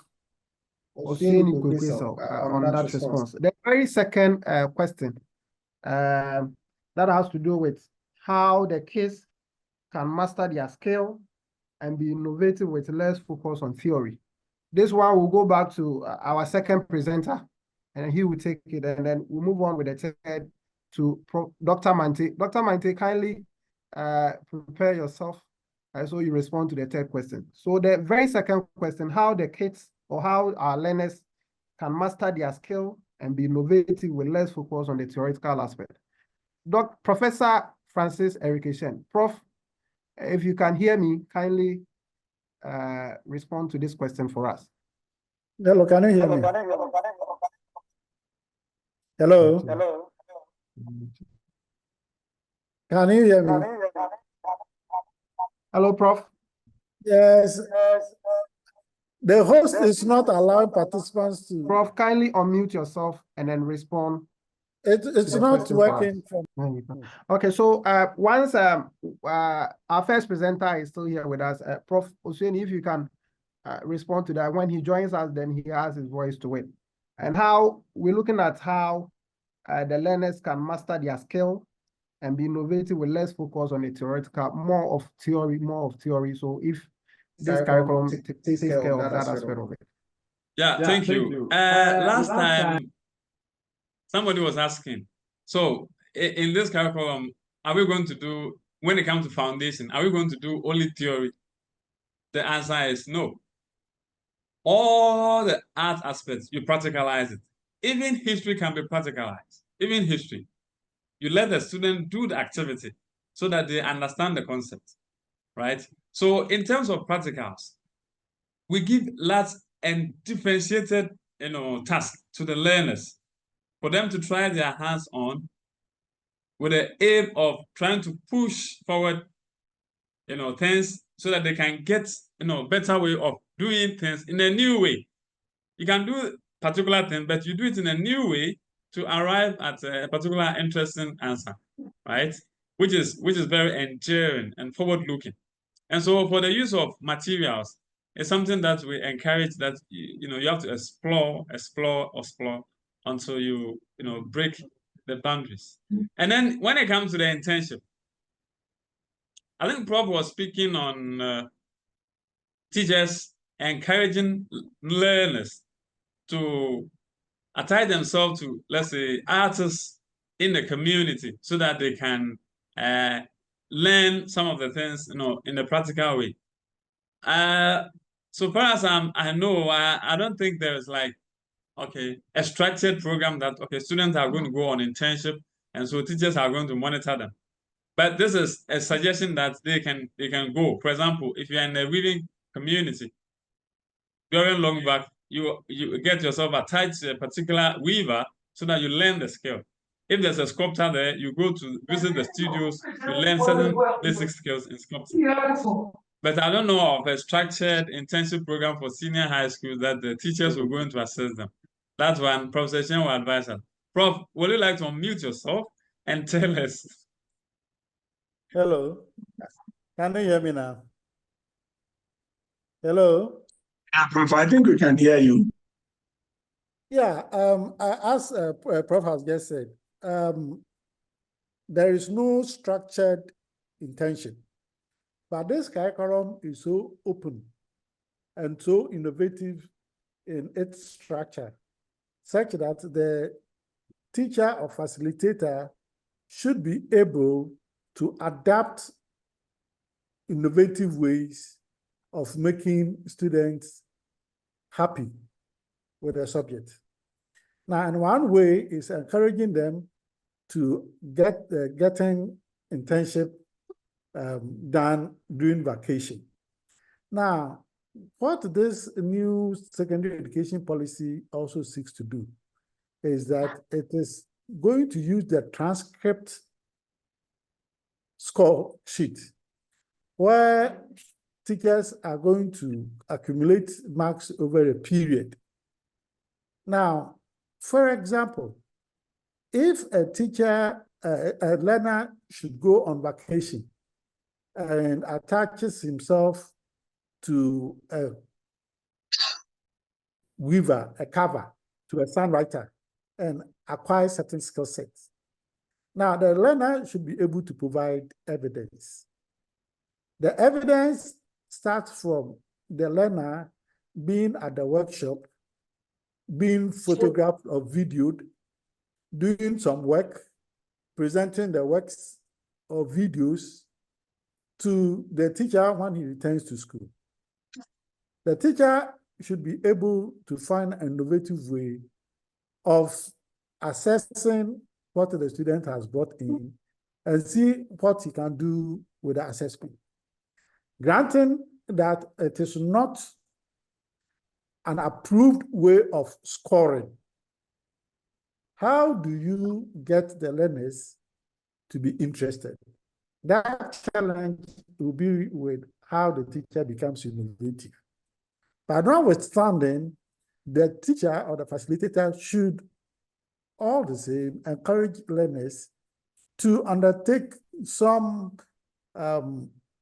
vacation attachments called internship, if you don't mind. And so it is something that we are thinking aloud about. And it is something that we are not just sweeping under the carpet that it is not doable. It is doable. And where we think about it thoroughly, it can be implemented. So let's be positive about that. But let me quickly run to this issue that was raised about name calling of visual arts students. I want to believe that we've done a yeoman's job.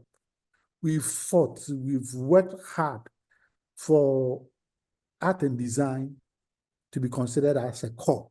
And that is the whole basis for our acceptability into the society now. Now, once art and design becomes a core, art and design foundation becomes a core, and you have many students patronizing because the facilitator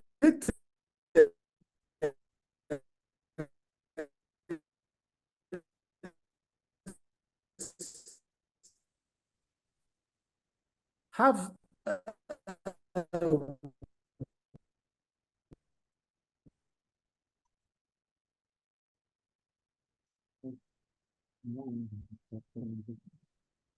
I think we have a bit of a challenge hearing Prof. And so when he gets back to us, we'll proceed with him on that. But we still have more hands. But let's take the last question and then we proceed to another 4 questions and then we see how it goes.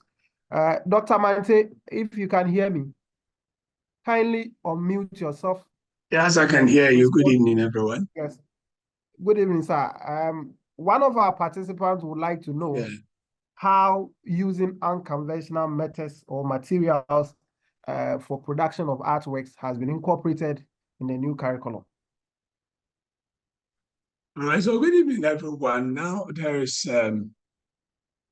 before I even answer my substantial question, I want to talk about a misconception here, especially with the theory and the practicals. When we talk about the theory in NATS, right, that gives us the basis or the background for us to be able to apply whatever we've learned. And so, but like I said earlier, my substantial question is there. I'll address that. This is something I'm trying to digress a bit to talk about that. So there's a need for the student or for the learner to read about art, about how art has been used about what materials have been used, and about how art has been, or how ideas have been applied to do art. So we shouldn't think about the fact that now this whole curriculum is going to be like you enter the classroom and from day one you are going to do hands-on activities. The theory is as equally important as the practical, which is the application base of the theory. So I think teachers should put that thing at the back of their heads, that the exploration starts from how, what is there, how has it been used, blah, blah, blah, blah. Which way have the people in the community benefited from it? And so how can I use it to do something that will make the community also benefit? So that becomes one. Then coming back to the conventional and the unconventional material, you see, the fact that now we have even demystified the departmentalization of art, especially at the SHS level, speaks to itself about materials. Now, materials are, anything that can be used in doing art becomes a viable material. And it is left for the teacher to guide the student to explore. Going forward, I would like to say that we always try to let it seem as if the students can do it if we don't tell them to do it. But let them do it. Let them bring in the materials. Let them explore with the materials. Let them make meaning with the materials. And then let them do a presentation. So it is within a presentation that, fine, if they fell short of a place, and you say that, okay, let's look at this, let's look at that, let's look at this, let's look at that. So materials and methods, conventional or non-conventional, once it is morally accepted, every material can be used, every technique can be used. And that is one thing that has been enshrined seriously in the new curriculum.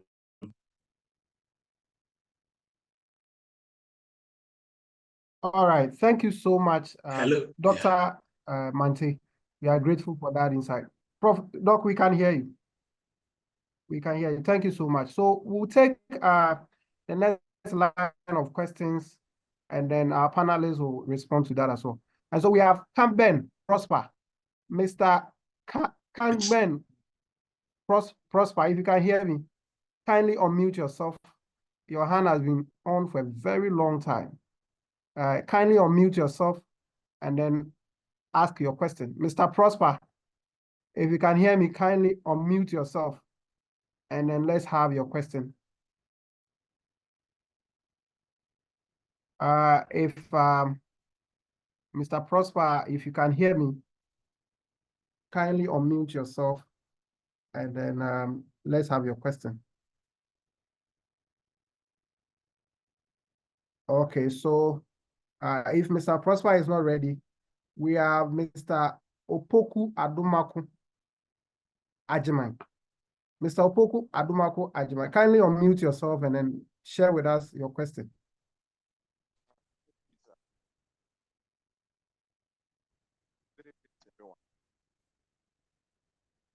Hello, Mr. Opoku Adumaku. If Mr. Prosper or Mr. Opoku Adumaku, if you can hear me, kindly share your point with us so we can have your question. Good evening, everyone. Good evening, we can hear you. All right. Please, I want to thank everyone. Kindly increase the volume on your set. We can hardly hear you. Kindly increase the volume a bit. All right, please, is it okay now? Yes, but if you can increase it a bit, we'll be very happy to hear you more. All right, sir. Please, I have a little problem with the features of the learning. The first one is the learning out. I'm pretty quite sure previous lesson notes that we usually refer. There was a feature known as the objective. And I know with the new one, it is known as out. And there is another feature known as the Mr. Opoku Adumako, we can hardly hear you. Kindly increase your voice or the volume on your set so we can hear you. We can hardly get your question or your submission. can you hear me now? It is better now. Now we can hear you. Kindly make your point. All right. Yes, I was making a point that I have a little challenge understanding some features of the new curriculum when it comes to the learning planner or learning plan. There is one that is learning outcome. So it's one of the features of the new curriculum. And I understand it to be the objective in the old curriculum. And I want to understand it clearly because there is one that is also known as the learning indicator and there is content standard. So these three tend to confuse me. So I would like the panelists to throw more light on these three: learning indicators, learning outcome, and content standard. So that is my question. Thank you. All right, thank you so much. And so our panelists will respond to that in a while. In the meantime, if Mr. Kangben Prosper, if you are back, kindly ask your questions so we proceed to Mr. Adumako Opoku. Mr. Prosper, unmute yourself and then ask your question.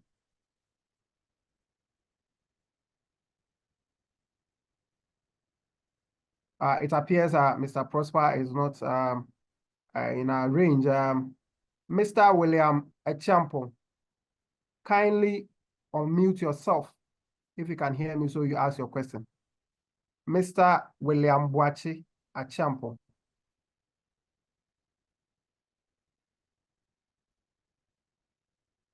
Mr. William Boachi Echampo, kindly unmute yourself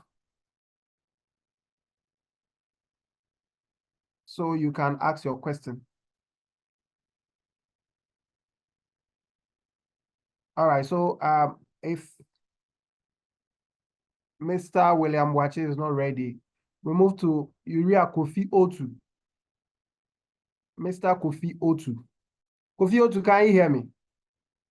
There are lots of hands we calling and it appears most of them are not within the range. Right, so Mr. Kofi Otu, if you can hear me, kindly ask your question and then we proceed. Kindly unmute yourself. Please, please, can you hear me? Yeah, it's better now. We can hear you now. Good evening, everyone.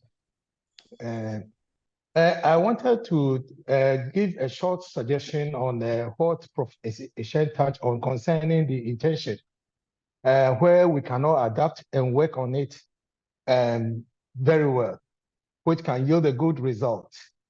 I believe that we can adapt this style that when the students are going home on vacations, just as on their own, they go for vacation classes.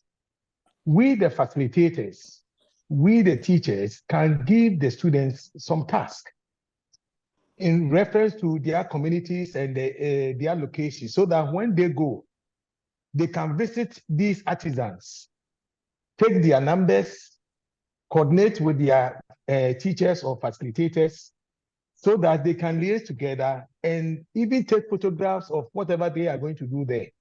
So that when they come or when they return to school, they can have a representation, they can produce photo album, which can be exhibited for colleagues to see what they did during the vacation and during the various places that they had their internship. That is what I want to suggest, so that it will be like cohesive force where the teachers are all going to apply this kind of technique and it will yield a good result for our learners. Thank you very much.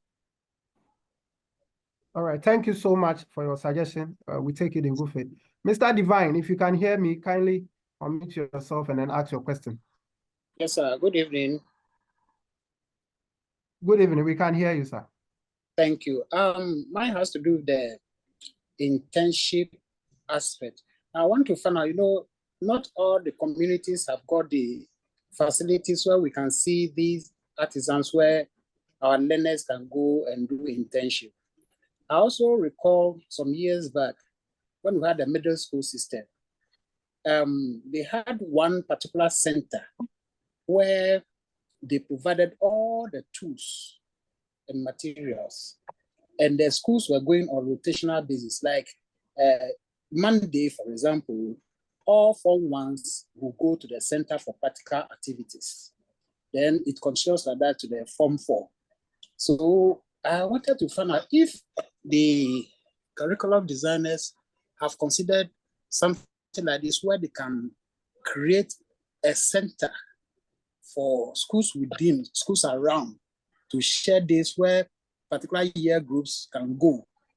And then and we also have these technical men who are practical based, who know the practical aspect of everything. So they will be there while the teachers guide the students through their classroom work, like say the theory aspect to some extent, where these students will now go to the centers where the tools are provided and the materials are provided so they can all do the practicals over there. So I don't know if there's any consideration to that effect. Thank you very much. Thank you so much. Your question and suggestion is well received. Mr. Eric Owusu, if you can hear me, kindly unmute yourself and then ask your question. Thank you very much. Please, good evening. Good evening. Please, I hope you can hear me. Oh, yes, okay. Please, I want them to throw more light on the form of assessment. That's assessment for learning, assessment as learning, and assessment of learning. That's my question. All right, thank you so much. I think we have lots of questions coming in. There are lots of hands. Let's take response for these questions and then we proceed with the other questions. And so our panelists, Professor Osueni Kokweso, there's a specific question on your presentation. They want to know the differences between the learning outcomes, the learning indicator, and then the content standard. That was the specific question that they want to find out from you. The distinction between these three. Okay, thank you. In terms of learning outcomes, we did indicate that they are the specific knowledge, skills, and ability that the learner, after going through the lesson, to possess or be able to demonstrate after completing that particular learning experience. And we also said that that learning outcome should be SMART. And I did mention that it talks about what to teach. It for the teacher, when you see the learning outcomes, it tells you what to teach, how to teach it, and how to assess that particular learning. So it's about what, how. The what, how. So because if the learning outcome says the students should be able to demonstrate this, then say, okay, then I'm supposed to teach this, and then I'm supposed to teach it this way, and then I'm supposed to assess it this way. That's what the learning outcome is about. And then when you talk of learning indicator, after the learning has been done, you want the student to exhibit certain skills, knowledge, and competence. So they are measures that allow the teacher to observe the progress and the development of the capacities and skills. And they provide a simple and reliable means to evaluate the quality and efficiency of your teaching exercise. Right? So the learning indicator, okay, you said the outcome says this. So the indicators are the measure you are going to use to look at, okay, this has happened, the students have been able to attain this. Right? Then when it comes to content standards, there are specific statements. And that statement defines the knowledge. The learning outcome is broader. Outcome is broad. No, it's broader.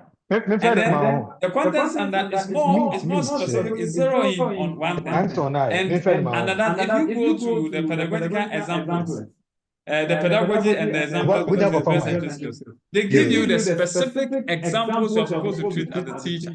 So when you treat them and you do them well, you observe that or you experience that the learning outcome is going to be achieved. The content standard is also going to be achieved.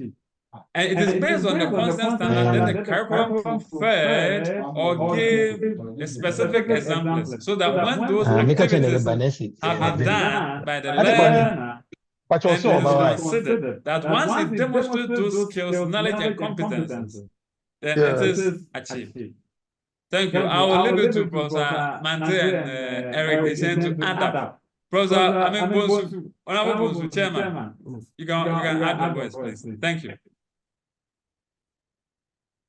Thank you so much, Professor. And so, Dr. Kwame Opoku-Bonsu, if you can hear us, kindly share your opinion on that statement and then or that question, so we can proceed to the next one.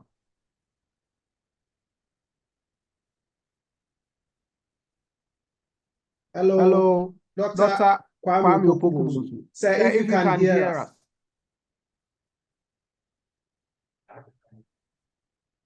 All right, so I think Dr. Mante would want to respond to this very question. Dr. Mante, if you can hear me, kindly share your opinion on that, and then let's proceed to the next one.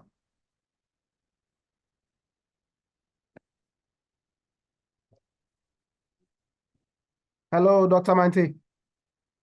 If you can hear me, kindly share your opinion on this very statement, so we can proceed on it. The differences between the content standard, the learning outcome, and then the learning indicators. These three key things. And so if you can share your opinion on it, or you want to add more flesh to the conversation, kindly share with us so we proceed. Dr. Mante, we are listening.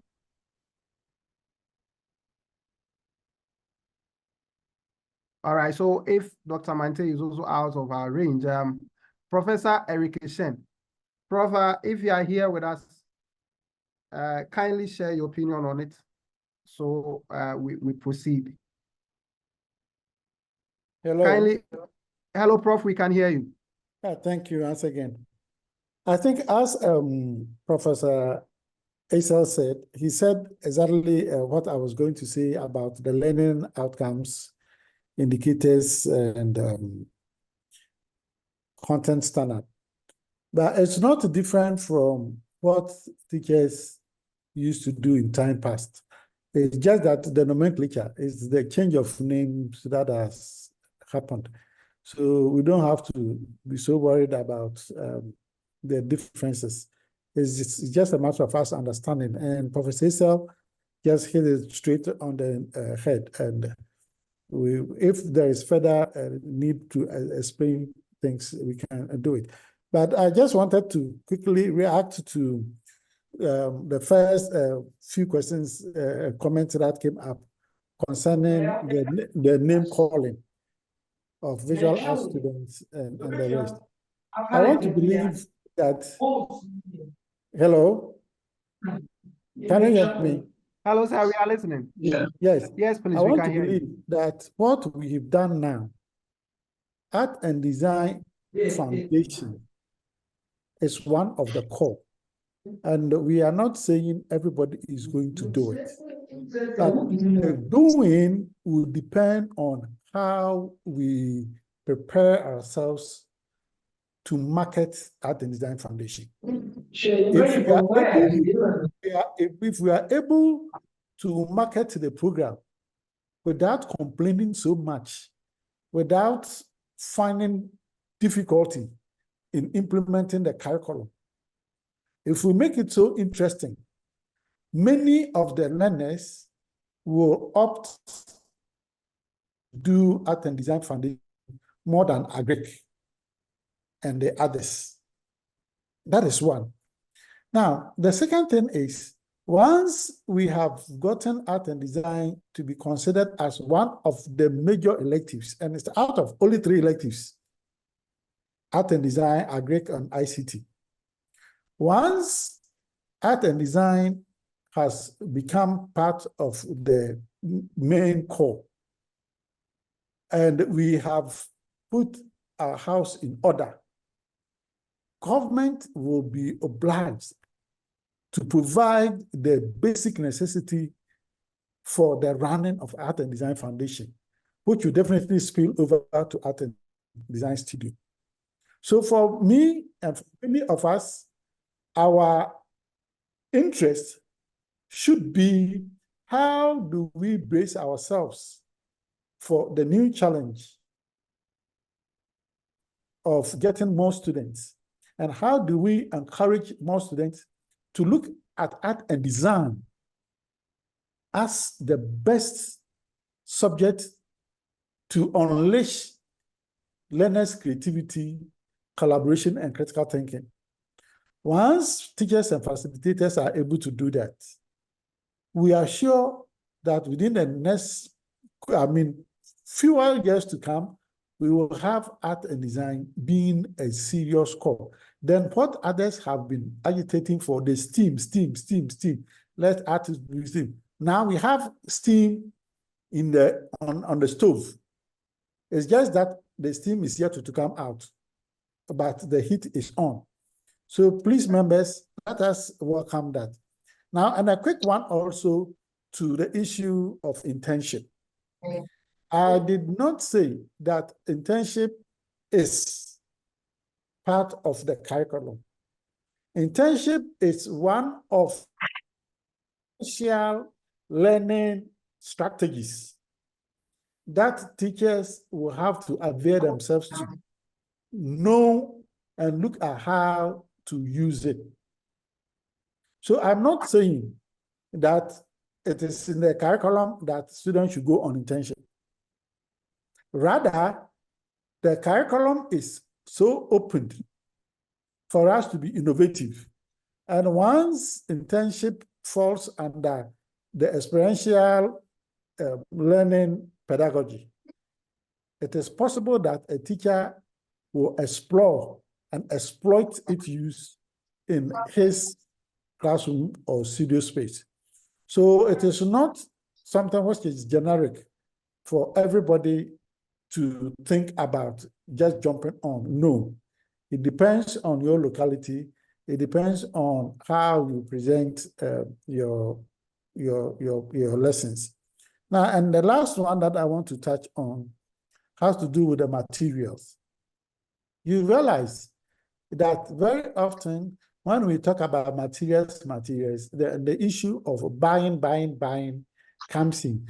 For those who do leather, then the issue of going to buy a goat hide or whatever.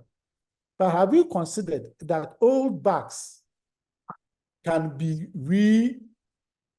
reinvented? The old bags that we throw away, the old bags that are in the house that we don't know how to use, the old belt buckles, all those things, have we thought of being innovative in their use? So what we are saying is that in the new curriculum, let us encourage students to explore and exploit the materials, tools that are available within their locality. If even in their homes, there are some things that are there that they are not being used, but a learner can have a very interesting way of converting that to a wonderful problem-solving product.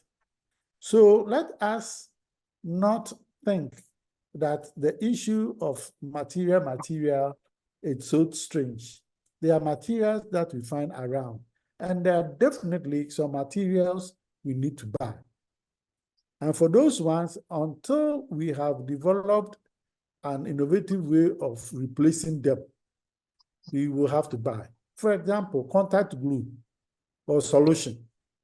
We don't have an immediate solution, but to use solution. You see, like PVA glue, the white glue, we don't have solution as to how to create a new one. So we definitely will have to buy. So for those things that we will buy, there are no options, we have to buy.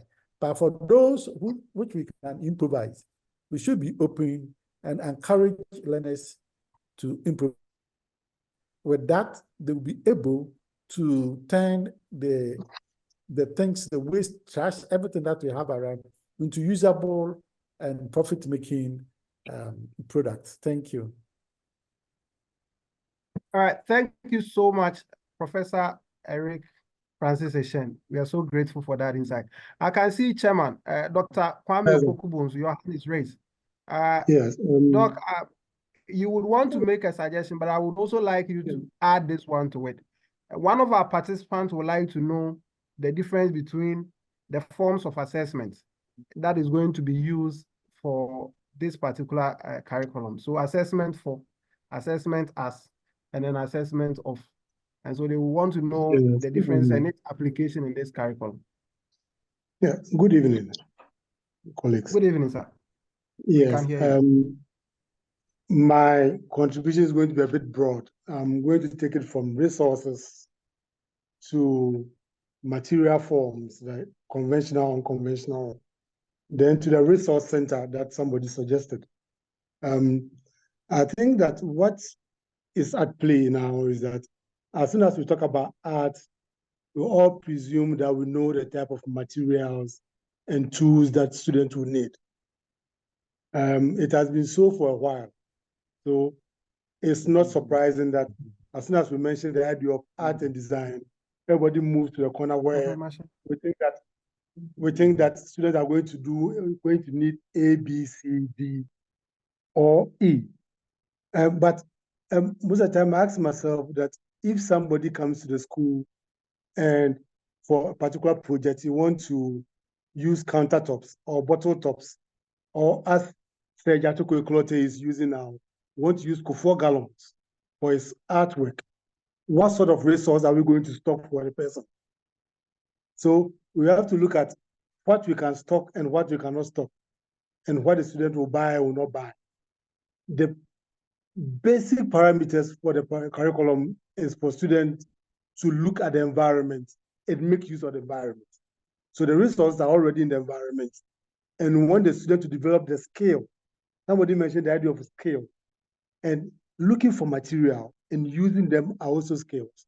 Even looking for information, research, and everything, they are also skills that we want students to develop this in very good competencies in. So coming back to the old this, and I used to go to those resource centers that we have resource centers that we have roster that schools go on a particular date and things like that. The way the timetables are and the way things are going to happen, it will be very difficult to have resource center sitting, let's say, 4 kilometers away or 5 kilometers away for students to go there every now and then to do one or two things.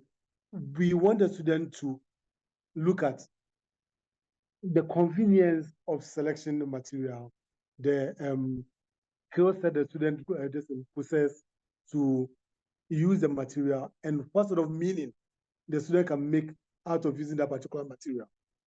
In the beginning, when Professor Oseni was talking, he made mention of the idea of art and design theories. And art and design theories is based on the form and expression and what we see and the meaning that we attach to it, and how those go into the way the art is made. So once we think about materials, let's leave it to the child, the 21st century child, who is going to select his own material. There are going to be conventional ones that we are going to, as Professor Shen said, we are going to buy. There's nothing we can do about it. But for most projects in the curriculum, the students are going to determine the type of materials they are going to use. For most of the projects, they are going to do that. And come to the assessment. What they are saying is that the assessments that are based on the work that, and if you use that, the content standard and learning outcome, the assessment that assess that particular one, that assessment of learning, it goes straight to assess what the student has done. Then out of it, the other two assess the student. Sometimes they are not even recorded. They are assessed in such a way that the student gets to know what is done. Like the internship that the Professor mentioned. The student goes, does the work, and the student, if you use the criteria and the rubrics that you spoke about, The student knows the rubrics, so he can use it to assess himself. Even if the teacher uses it, it's based on the fact that you want the student to learn from whatever he's done and improves on whatever he's doing. So there are going to be two sets of assessment. There are two in one and one for the product of the student, and the other two, assessment as learning and assessment for learning, are for the student to learn from the processes and whatever he's learning, so that he'll be able to build on what is learned already and move on. So for now, that's what I would like to say, but we should be open-minded when it comes to materials, because look, the regime that we are in now, there are students in different communities that are not accessing the materials and tools that we have. They cannot afford them. They cannot even have them. Yeah, they cannot even have them. So there are students in rural communities and so many other places that have materials. When we're growing up, the idea of raffia palm used for bird nets, bird cages, and cars and things like that. Even a milk tin and so many other used for other things. So students or people from different communities brings different sets of skills to the place. What we want is that skills that they bring is supposed to cross-pollinate and affect everybody. By seeing them do and doing whatever they do, they should be able to students learn from themselves, learn from their colleagues, so that this becomes an established set of skills that they can also learn. I think that's what I would like to say right now. Thank you. All right. Thank you so much, Dr. Kwame Opoku-Bonsu. Prof, we are so grateful for such an insightful addition that you've made. Participants, let me re-echo this statement that for those of us who want to build their portfolio, those of us who want to enhance their CVs, and those of us who need a certificate of participation, I kindly note that this is voluntary. This is voluntary and it is not mandatory. This is voluntary. If you need a certificate of participation, you can send your full details as you want it to appear on the certificate. That's your full name as you want it to appear on the certificate. And then your email address, you send it to the number that has been provided in the chat room. You make the Momo payment and then your certificate to be generated for you. Note that it is 40 Ghana cedis. And it is a digital certificate that is going to be generated for you. And so this is voluntary based on your own requests that you partook in this particular session and then this workshop. That certificate can be generated for you. Thank you so much. And so we move to the very last question and then we take remaining 4 questions and then we end it up. And so Dr. Mante, if you can hear me, sir, there is one of our participants who would want to know how the different forms of assessment has been used, particularly in this new curriculum that has been developed. And so, Dr. Mante, if you can hear us, kindly unmute yourself and then respond to this question for us. He would like to know how assessment for, of, and then assessment as, these forms of assessment or this formative and summative thing, how has it been incorporated in the new curriculum? Dr. Mante, if you can hear me, kindly unmute yourself. All right. I think my chairman started throwing light on the various forms of assessment, where we are looking at product and process. And of course, when you look at the curriculum, it is spelled, in fact, in black and white there, where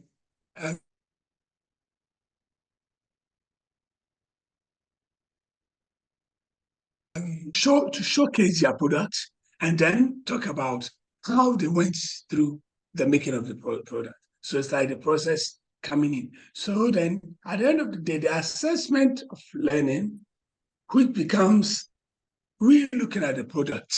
It's not just going to be like hitherto how you spread your works or you display the works and then the teacher comes in to mark and that is done.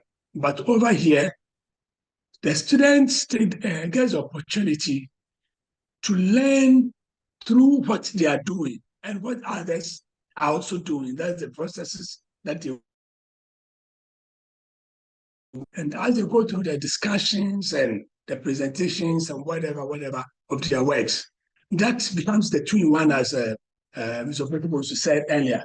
The two-in-one, which is the assessment as learning and assessment for learning, now help them to be able to get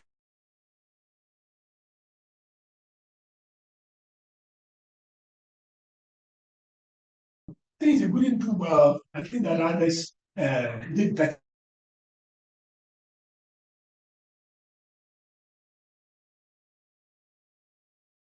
That is where they show the actual work.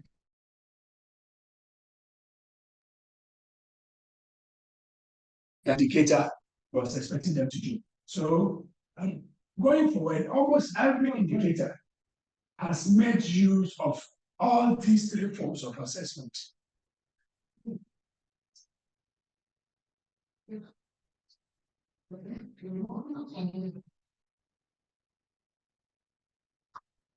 Hello?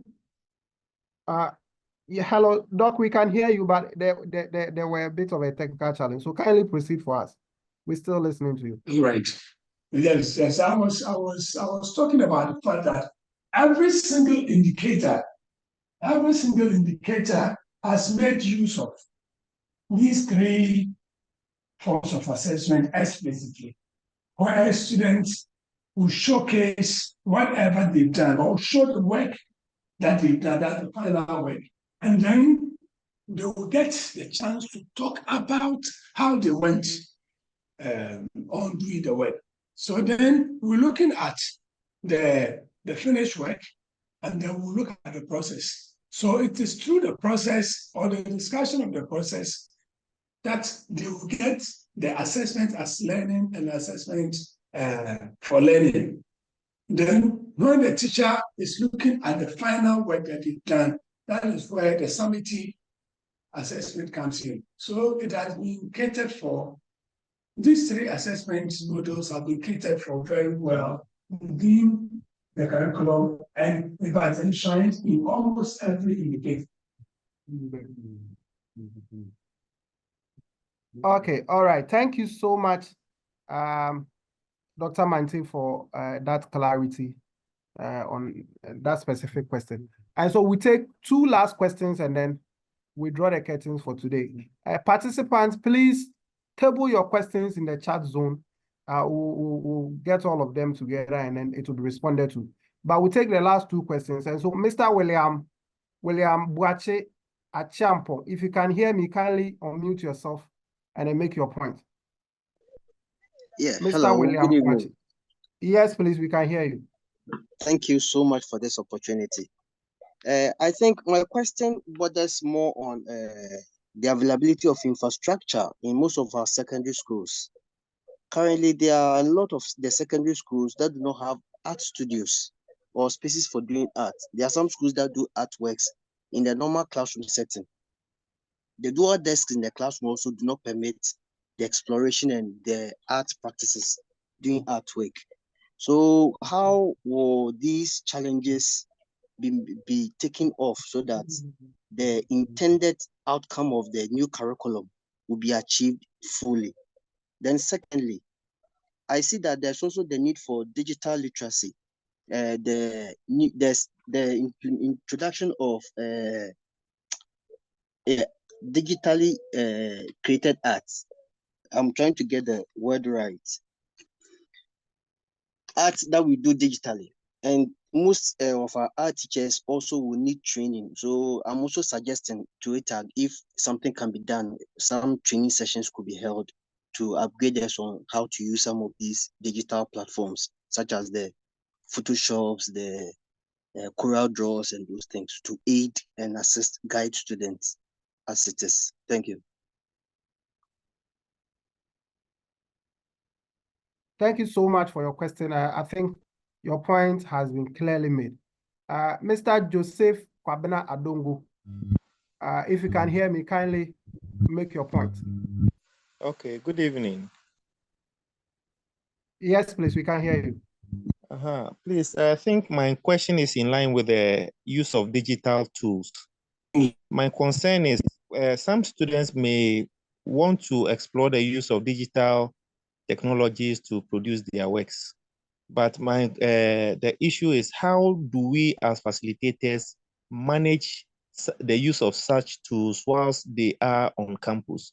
Because I can imagine having students in the boarding house with their digital tools and using them for their works, but sometimes some of these students may not be able to tame their explorative potentials, and they end up doing other things that are not really supposed to be done with their gadgets whilst on campus.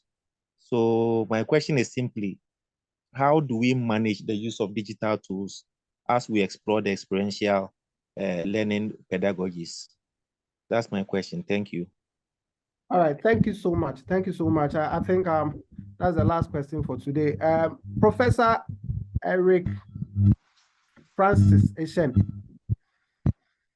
Prof, if you can respond to this, and Dr. Kwame Opoku will also add a few comments to that, and then we'll look at the second question. And so, Professor Eric Eshen, if you can kindly unmute yourself and then respond to this specific question. Prof, we are listening. Yeah, thank you.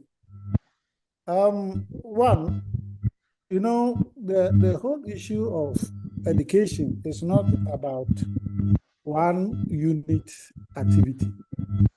One unit develops the curriculum, another unit looks at its implementation, another unit looks at infrastructure facility, another unit looks at teacher empowerment and whatever. So one, initially there might be some challenges with facilities, I agree, but we shouldn't be worried about that. I want to believe that when they implement the structure, and it is a gradual process, so they are developing it over a period. So it's not every school that may encourage the students to take art and design studio, a foundation. It's not every school. But if we, as I indicated earlier on, the whole issue boils down to our ability to make the program attractive. If we make the subject attractive, the headmasters will find ways and means in ensuring that the school starts art and design foundation. There might be schools that have no idea about how to do art and design, but once they see the possibility, they will introduce the program. So yes, there will be problem with infrastructure. Let's hope and pray that in the shortest possible period, government will make do those facilities. The environment will be tied to infrastructure. Now, once the teachers create the enabling the psychosocial environment that encourages learners to do art and design, because we are saying that without art and design foundation, your quest to do medicine is of no use. Your quest to do aeronautics is of no use. Your interest to do engineering is of no use. Your interest to do pharmacy is of no use. What we are saying, in fact, is that without art and design, the work cannot exist. So once we have been able to get the authorities to begin to appreciate that and opening up for us to entrench the subject, let us be positive. Okay. We should not be worried about the lack of facilities and space and whatever. Let's be optimistic. It shall be done over a period. Now let me touch quickly on the issue of digital tools. I have a problem, a serious problem. Now, Department of Communication Design, honestly speaking, let me be blunt with this. My third-year students, they number about almost 350. Now we did. Now that we have 3 options: visual communication, multimedia, then advertising and media. Now, when they are getting to second year, many of the students want to do multimedia. Why? I asked just last Thursday. They told me that from secondary school, the teachers have been talking about digital tools, digital. Unless you know computer, you cannot. And these people cannot speak good English. They cannot write one complete sentence. 10 year students I'm talking about. All that they are thinking is digital tools. I was in South Africa over a period.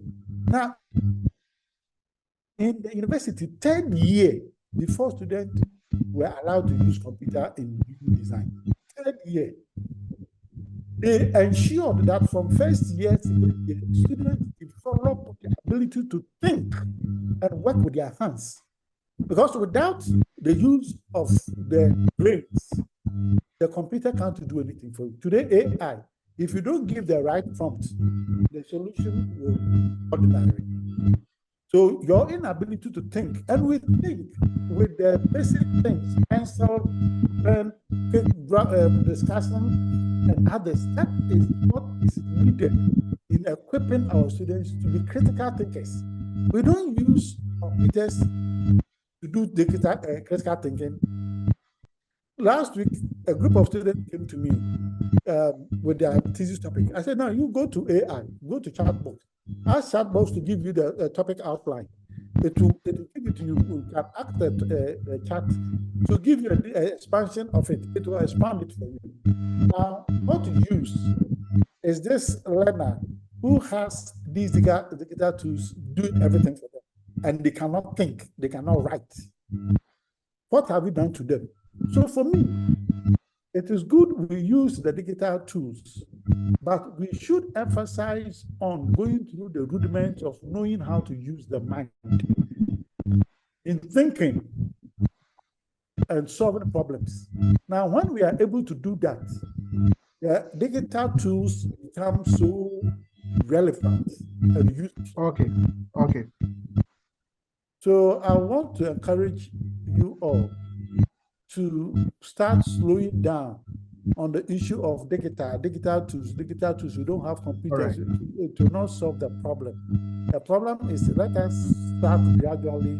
Let us equip the students with the abilities to think. When they know how to think, the computers will be there for them to use. Thank you very much. All right, thank you so much, Professor Francis Eric Eshen. Prof, we are so grateful for this insight that you've given us regarding the new curriculum. Honorable members, we have finally come to the end of another section for the Atag webinar series. And then to wrap things up, we've looked at the introduction to the arts and design curricula, the key features. We looked at the various components and narrative, and then the scope, and then the sequence, and then we finally settled on the pedagogical approaches. And so that was taken care of by Professor Osueni Kwekweso. He dealt with it. And then our very own Professor Francis Eric Eshen delved into the practical exploration of experiential learning pedagogy in the art and then design curricula. Our panelists, Dr. Mante, Mr. Kwame Bonsu, also threw the spotlight on the various issues that the participants raised regarding the new curriculum. I think we've had an insightful discussion, and then participants are leaving this workshop knowing very well that they are taking something vital home. And so we appreciate the presence of all of us, particularly our presenters who took time off their busy schedule. Prof. Eshen, we are very grateful. Dr. Mante, we are very grateful for tendering in this invitation. And then Dr. Akwa, we are very, very excited that you join us during the process. And we've seen that of our very own senior lecturer at the University of Education Arts Department, Mr. Isaac Opoku-Mensah, were here with us. We also saw Madame Seri Amadepa, a curriculum developer who was part of this very curriculum. She joined us in the section, and we had here with us Professor DeGrasse Francis Youngson. He was also here with us. Our own Dr. Emisa. Dr. Emisa, he was here with us throughout the section. Doc, we are so grateful. Our Council of Elders, we are so grateful for this very engagement. We are so excited. Participants, we'll be meeting once again next week, and we'll communicate, possibly if it is next week, we'll communicate the day and then the time. We'll be meeting next week to look at the critical issues that are coming up as we engage in our various schools on the departmental PLCs. We'll be delving deeper into some of the issues that comes up. And then don't forget that this section was brought to you by Art Teachers Association of Ghana. And we are saying that for those of us here who would want to get certificates voluntarily, who want a certificate for their own professional development, to build up their own CV, you can request for it through the National PRO. Samodonko. The number has been provided in the chat room.